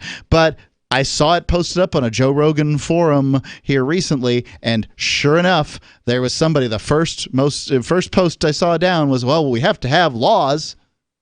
Well, I mean, and not to say that we don't have to have laws, but you do understand I don't see the point in having laws. What's the point? Yes. I think that there needs to be some codified rules that you can't do this thing and that thing. Laws doesn't necessarily preclude liars and thieves, making them. And isn't it the case that the people who are going to do things that are bad are going to do those things regardless of the law? I think that there's some people that modify their behavior because of what the consequences might be. Sure. 855-450-3733. That's 855-450-FREE, as in Free Talk Live. Have you heard of LibertyCon? LibertyCon is not only a convention with great speakers like Whole Foods CEO and co-founder John Mackey and Nobel Prize winner Vernon Smith, but it's also unique because you get a chance to network with more than 70 pro-liberty organizations, one-on-one for the purpose of career advancement, business, and internship opportunities. April 3rd through 5th in Washington, D.C. You can learn more by visiting libertycon.com and use code FTL for a $10 discount on your registration. That's libertycon.com. Bitcoin.com has launched a trading platform at local.bitcoin.com, allowing you to buy or sell Bitcoin Cash via dozens of payment methods like PayPal, Venmo, bank deposit, remittances, or meeting in person with cash. There are no ID requirements to sign up for and use the site, and all communications between buyers and sellers are encrypted. Finally, a global trading platform that respects your privacy. Visit local.bitcoin.com to get started trading Bitcoin Cash. local.bitcoin.com. This is Michael Dean from the Freedom Fiends. I've run websites since 1996 and have used over a dozen web hosts in that time. AgristHosting.com is the only one that hasn't broken my heart. Agrist Hosting's uptime and service is stellar, and their DDoS mitigation is the best I've seen. That's important because if you tell the truth in this world, you'll ruffle feathers. And some people will try dirty tricks to silence your voice. No matter what the haters hit us with, Agrist Hosting keeps our websites online. If you have a mission-critical commercial presence or a world-changing activism site, you cannot tolerate any skullduggery. So go with agristhosting.com. Have a WordPress or blog site, but you're not satisfied with performance or uptime? Or just want raw hosting? Want to pay with Bitcoin? Agrist Hosting specializes in high-performance hosting with personalized service. Go to agristhosting.com and click on the button that says Get Hosted. That's agristhosting.com. Are you tired of governments murdering people around the world? Stop using their money. There is an alternative. Bitcoin is a stateless, free market, non-political currency. Bitcoin cannot be inflated or controlled by any government. By using their money, you are helping the state. Stop doing it. You have an incredible alternative available now. Learn it, use it, spread it. Get started with Bitcoin at bitcoin.com. That's bitcoin.com. LRN.FM now has a Discord. Discord is a free text and voice chat platform, and we now have our own server with a bunch of channels at discord.lrn.fm. You can join other listeners as they chat about various things during our live shows, or anytime, day or night. Discord software is available cross-platform, so you can have it on whatever device you want and take your chats anywhere. Join our Discord at discord.lrn.fm. That's discord.lrn.fm. We have some good news. The indictments against Ross Ulbricht in the District of Maryland were dismissed with prejudice, meaning they can never be refiled. This is especially good because those indictments contain the only charge ever made that Ross engaged in murder for hire. This was a serious allegation that Ross Ulbricht denies. It was never prosecuted or ruled on by a jury, but was trumpeted by the federal government and the media as if it were proven fact. The Maryland court held these indictments for almost 5 years, poisoning Ross's case and leaving him under a cloud of unproven allegations. As explained in Ross's appeal to the Supreme Court, the fact that the judge used these allegations to give Ross a draconian sentence of double life without parole violated his Sixth Amendment right to a jury trial. Judges are required to issue sentences based on convictions decided by a jury, not unproven allegations never even charged at trial. Although this is a positive development, the dropped indictment will not set Ross free. Now, a presidential pardon is Ross's only hope of freedom. Sign the petition at freeross.org. freeross.org. You can put the Liberty Radio Network on the air in your area. Visit broadcast.lrn.fm to learn how. Broadcast.lrn.fm.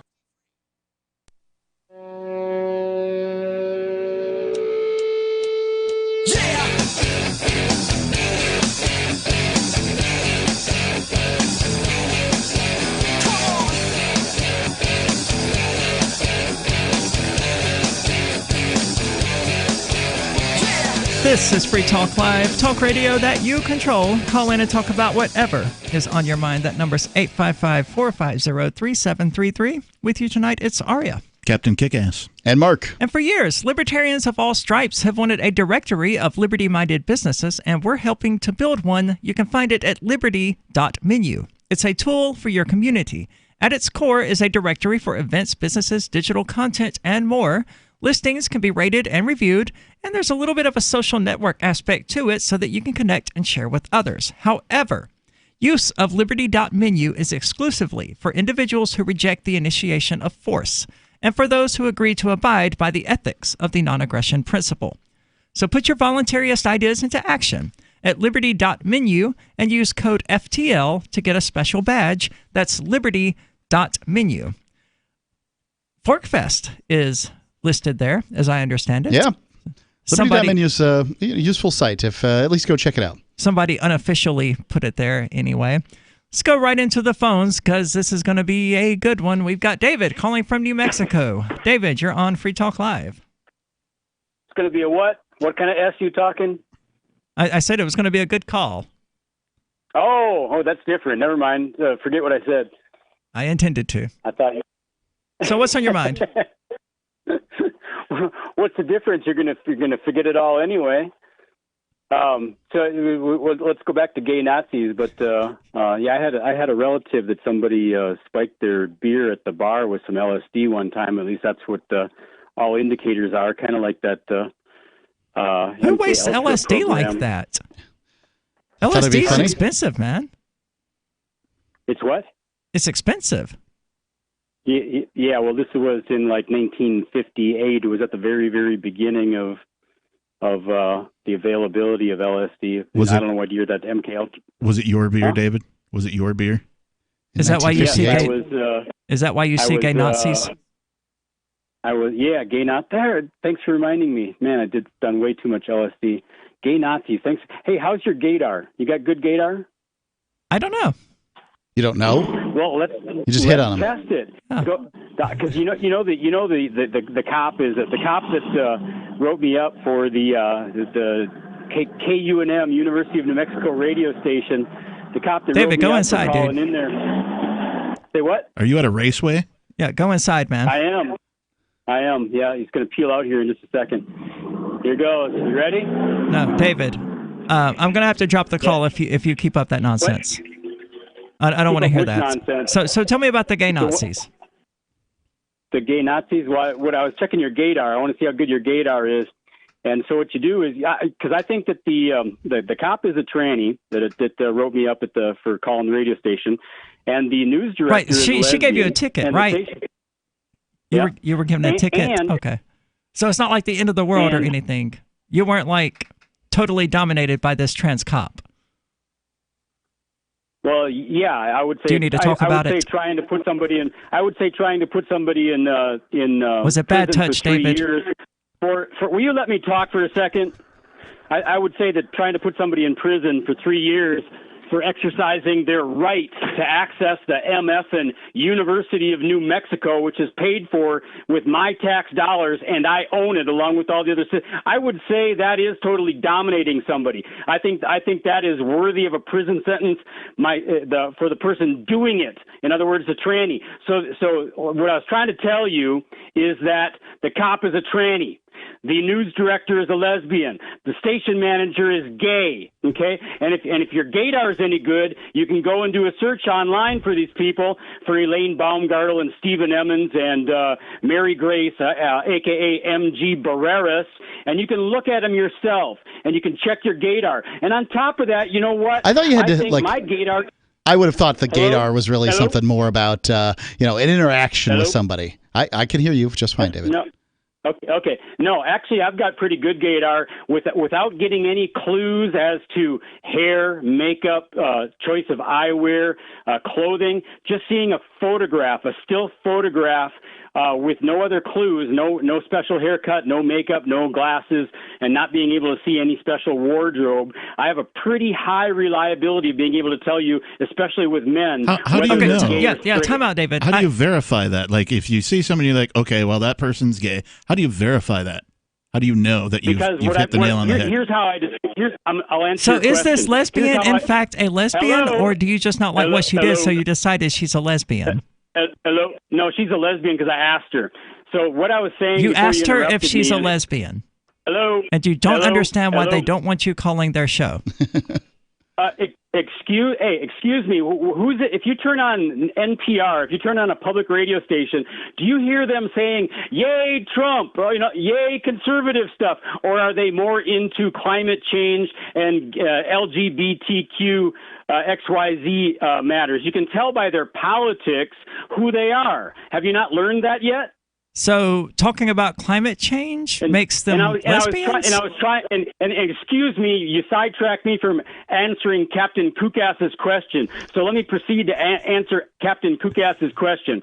So how I discovered that I had gaydar relating to a still photograph is I would be reading the newspaper typically, and newspapers frequently with their verbiage they put in a photograph of the person, and my subconscious would be triggered for or there's a word for you, triggered by the gaydar. It would come up that this person seems like they're gay. And then I would find out later, at a later date, even years later, that person indeed is gay. Or even if it wasn't right there in the article, I would see something years later. And I learned that I could actually, from a still photograph, based on facial bone structure, tell, especially in men, whether they were more likely to be gay or straight. Okay, let me get this straight, David. So you're able to You mean let me get this gay, David? You're able to tell from, say, a still photograph. I didn't hear what the hell you said. You're able to tell from a still photograph whether or not somebody's gay, and then when you do find out through some other means that they are gay, you have this aha moment, right? You're like, I was right. That person is gay. So doesn't that mean that you're somehow strangely attracted to gay people? No, that doesn't. Correlation is not causation, to use Ian and Mark's favorite line. No, but you do seem to be building a sort of mental catalog of all the gay people around you. That, to me, does not suggest strictly heterosexual behavior. When 4 out of 4 of the people oppressing you are LGBTQ, you start to notice. Okay. I guess that could technically be true, but it sounds like there's a larger underlying issue there, David. And I think if you're sitting around looking at photographs and guessing who is gay and who isn't, there's a better than zero chance that you are gay. Give us a call, 855-450-3733. David, man, him and those gay Nazis, always babbling incoherently. I liked him better when he was talking about lesbian dance fighting. He doesn't even remember that, though. I know. All he remembers is this LGBT conspiracy. I was hoping to give him like another topic, something, some sort of segue or something, but that's fine. Yeah. The guy knows how to save money. I'll say that. He does, his tips on living frugally. Yes, he's really great at that. What? I don't know what the two of you are referring to. David lives cheaply. He has a sort of trailer in the New Mexican desert and basically lives on very little money. Goes to the grocery store a couple of times a year, buys, the sort of things that one can store, I guess. And he owns his 1 acre of desert outright or whatever, pays $5 in taxes a year or something. I don't know. It's very, very cheap. He's a very frugal man. That's kind of sad, really. So, I mean, calling Free Talk Live to tell us about the gay Nazis, that's like the highlight of his day. Maybe. I don't know. Well, I mean, if he's living in a trailer out in the middle of the desert and eating food that he bought from the grocery store 4.5 months ago, I mean, that's a little... Judge? I'm not judging. I'm just saying it's sad. Well, I find it sad. If you can live on very little, you're free as you could be. So there you go. That's true. 855-450-3733. Again, that's 855-450-FREE, as in Free Talk Live, or use the Discord call-in lines, which you can find at discord.freetalklive.com. What if you could cut your heating bills this winter with your existing wood-burning fireplace and not spend thousands doing it? You can with Great Wall of Fire fireplace grates. Our U.S. patented made-in-America Wall of Fire grates increase fireplace efficiency, eliminate fireplace smoke problems, and come with a 30-day money-back guarantee. See our grates in action and get free shipping from walloffire.com or call 800-274-7364. Fireplace heat without fireplace smoke. walloffire.com. We all hear the stories in the news. The good guy uses a gun to protect his family from criminals, and he's the one arrested. The legal system is not fair, and responsibly armed Americans are political targets. So here's how you can take a simple and rewarding journey to complete self-defense confidence. Simply text GCN to 87222. To discover how the USCCA can give you the training, education, legal, and financial protection you need to truly protect the people you love. Don't risk everything and leave your family vulnerable. Now it's time to prepare and protect yourself. So if you're ready to take your next step as a responsibly armed American, you're ready to truly become your family's ultimate protector. Text GCN to 87222. Discover your life-saving USCCA member benefits today. Again, that's text GCN to 87222. This is George Norrie from Coast to Coast AM and History Channel's Ancient Aliens. We support the amazing energy, nutrition, and skincare products from Jeunesse. Jeunesse products are designed by leading doctors in their field with natural ingredients and even stem cell technology. These products help your body perform and look better. Shop Jeunesse at GCNlife.com or call 1-844-443-6637. GCNlife.com or 844-443-6637. Is spreading the message of liberty, cryptocurrency, and peace around the globe worth $2 per month to you? As you may already know, in addition to our internet feed, LRN.FM broadcasts on free-to-air satellite across North and Central America, as well as Sub-Saharan Africa. And we've been available on satellite for free 24/7 since 2010. The LRN.FM free-to-air satellite signal is reaching some of the most oppressive regimes in the world, and there's no doubt our ideas are making an impact. You can learn more about the channel's impact by watching the 3-minute video at fund.lrn.fm. If you'd like to help free minds globally with our ideas of liberty, cryptocurrency, and peace, you can donate as little as $2 per month via fund.lrn.fm. You can help us continue and expand our satellite broadcast to multiple continents. Visit fund.lrn.fm today, and thank you for your help. Don't forget to share the link on social media. That's fund.lrn.fm. The LRN.FM social media channels have been revamped. We've eliminated Facebook and focused on other platforms like Twitter and Mastodon, the decentralized alternative to Twitter. On our accounts, you'll find posts from multiple LRN.FM show hosts together in one place. Follow us on Twitter at twitter.lrn.fm, or better yet, move to the decentralized Mastodon social media platform at toot.lrn.fm, toot.lrn.fm. I think you'll like it. So you've signed the Shire Society Declaration and are planning your move to New Hampshire to be around more liberty-oriented people. Next, sign up for the Shire Society Forum at forum.shiresociety.com. There are a bunch of people there who are already in the Shire, and they want to meet you. If you're already in the Shire physically, you should also come by the forums. Remember, not everyone uses Facebook. New people are signing up for the Shire Society Forum every month, so drop in and say hello at forum.shiresociety.com. Help get LRN.FM into more ears. Visit promote.lrn.fm for a free bumper sticker, flyers, banners, graphics, and more. Promote.lrn.fm.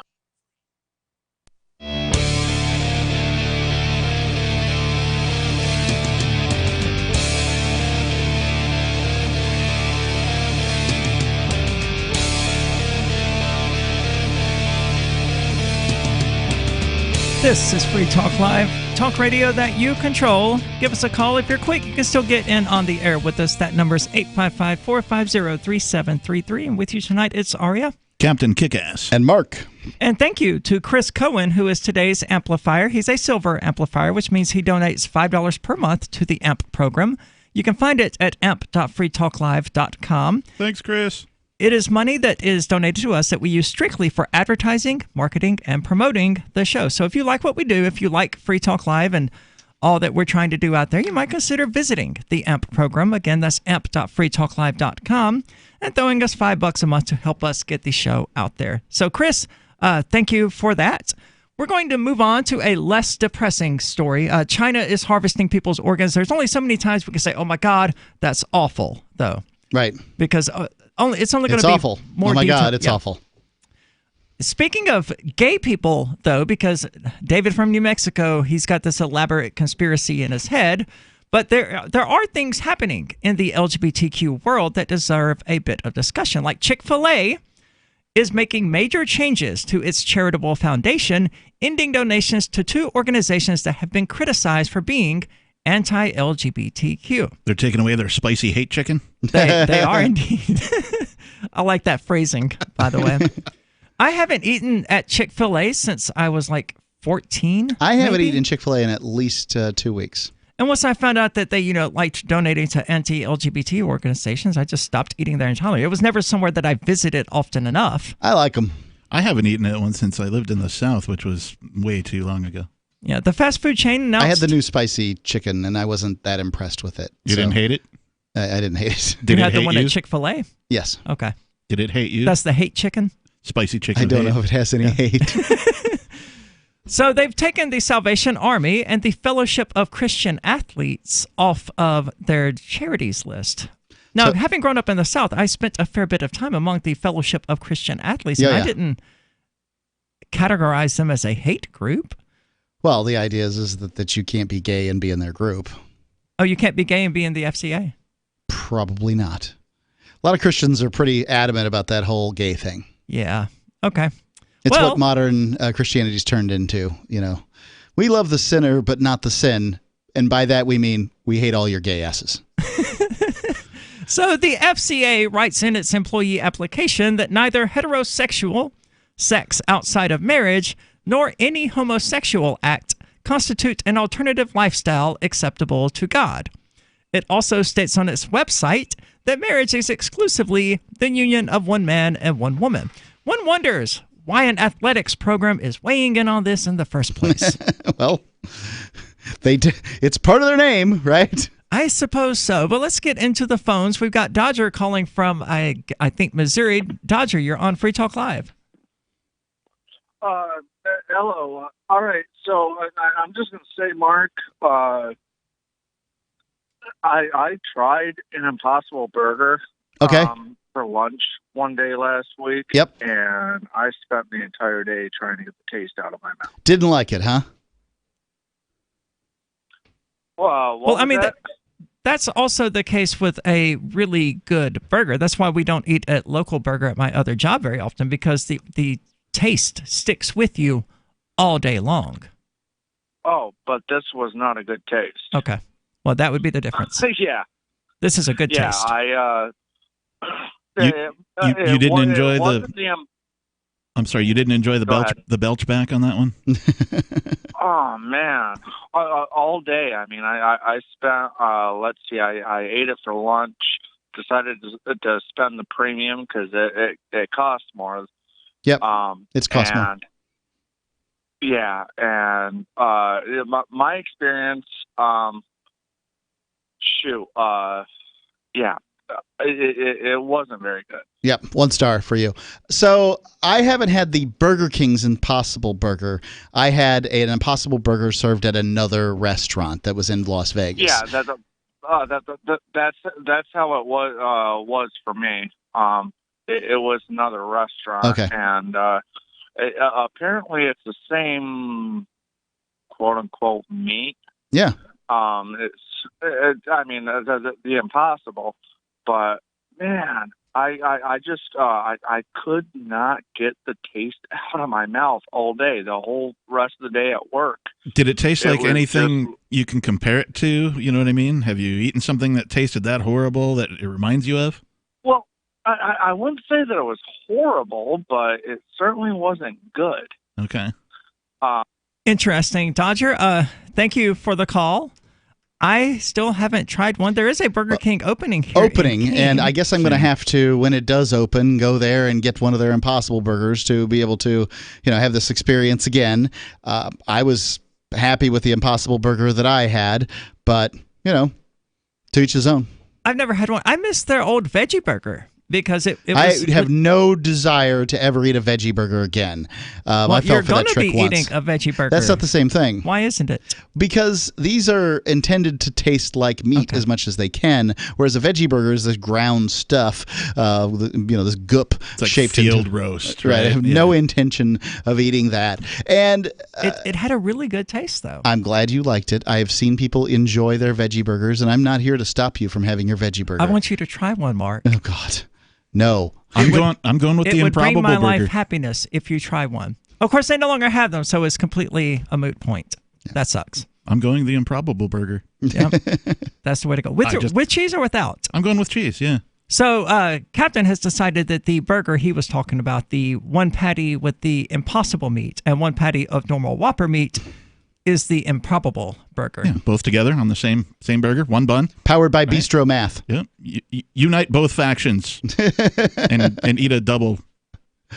Suddenly, time and space collapse. I'm a veganivore. A carnigan? That's a kind of shirt. So getting back to this story about Chick-fil-A, there isn't one here in New England. The last time I saw one was, in fact, in Tennessee, so it was quite a while ago. There's a Chick-fil-A in New Hampshire. Is there? Yeah, not on this side of the state, over here in the hinterland, but yeah. Okay. Well, evidently, the Salvation Army has said in the past that the Bible forbids sexual intimacy between members of the same sex, that gay Christians should embrace celibacy, and that Scripture, because that worked out so well for the Catholics, and that Scripture does not support same-sex marriages. However... Well, first off, there's a lot of problems with that. First off, if you understand that the English version of the Bible kind of got changed somewhere around the last several decades, and that in fact the problem with usually the Bible's referring to is sex with children, not homosexuality, and that makes it far fewer mentions of homosexuality in the Bible than sort of English Bible reading Americans might believe. Because this is... I can go even further, actually. Yeah. God, as told by the Christians, is omnipotent, yes? Yes. Can do anything, all-powerful. could have designed the human body in whatever way he wanted. Yep. And yet, in his designs, he made gay sex a possibility. Sure. He didn't have to do that. I'm willing to say that God clearly does not care about gay sex, because if God cared about gay sex, it wouldn't be possible. I'm fine with that. I mean, if that's the way you want to view it, okay. To me, all my complaints about Christianity center on the Bible. And the reason is... Mine centers around Christians, generally. Well, I mean, these are just people doing what they're told is right. Yeah. So nothing wrong with that. And they're told what's right by a book that was compiled 300 years after the birth of its main character, right? And so, some were put in, some were left out. There's all kinds of gospels that aren't in the Bible. Right. And it's not like there was any one true original Christianity that was sort of pointed to. We have very sparse information about the early church, and the information we do have is that these people believed a whole variety of things, that an orthodoxy was set out about 300 years after Jesus' birth, right. Which means that, there's no sort of original Christianity to look at, and that bothers me. What is it? I think that God, personally, I know you're an atheist, I am not. I think God signed his signature throughout creation. I think it's all over, and that a person can look at, that the trees, the flowers, the mountains, and all that stuff and see God in them. That's my belief, and that's sufficient for me. I don't need a book to tell me that the gay folks are doing bad things by themselves and in their houses and trailers or wherever they are. I don't need that extra stuff. Well, what sort of omnipotent God would be so incompetent that with all of those abilities, the only way he could figure out to communicate with human beings was in books written by other human beings? Yeah, why can't he put out a YouTube video? Go check out the archives at freetalklive.com. The archive there goes back more than 10 years. Again, that's freetalklive.com. Balance of Nature, changing the world one life at a time.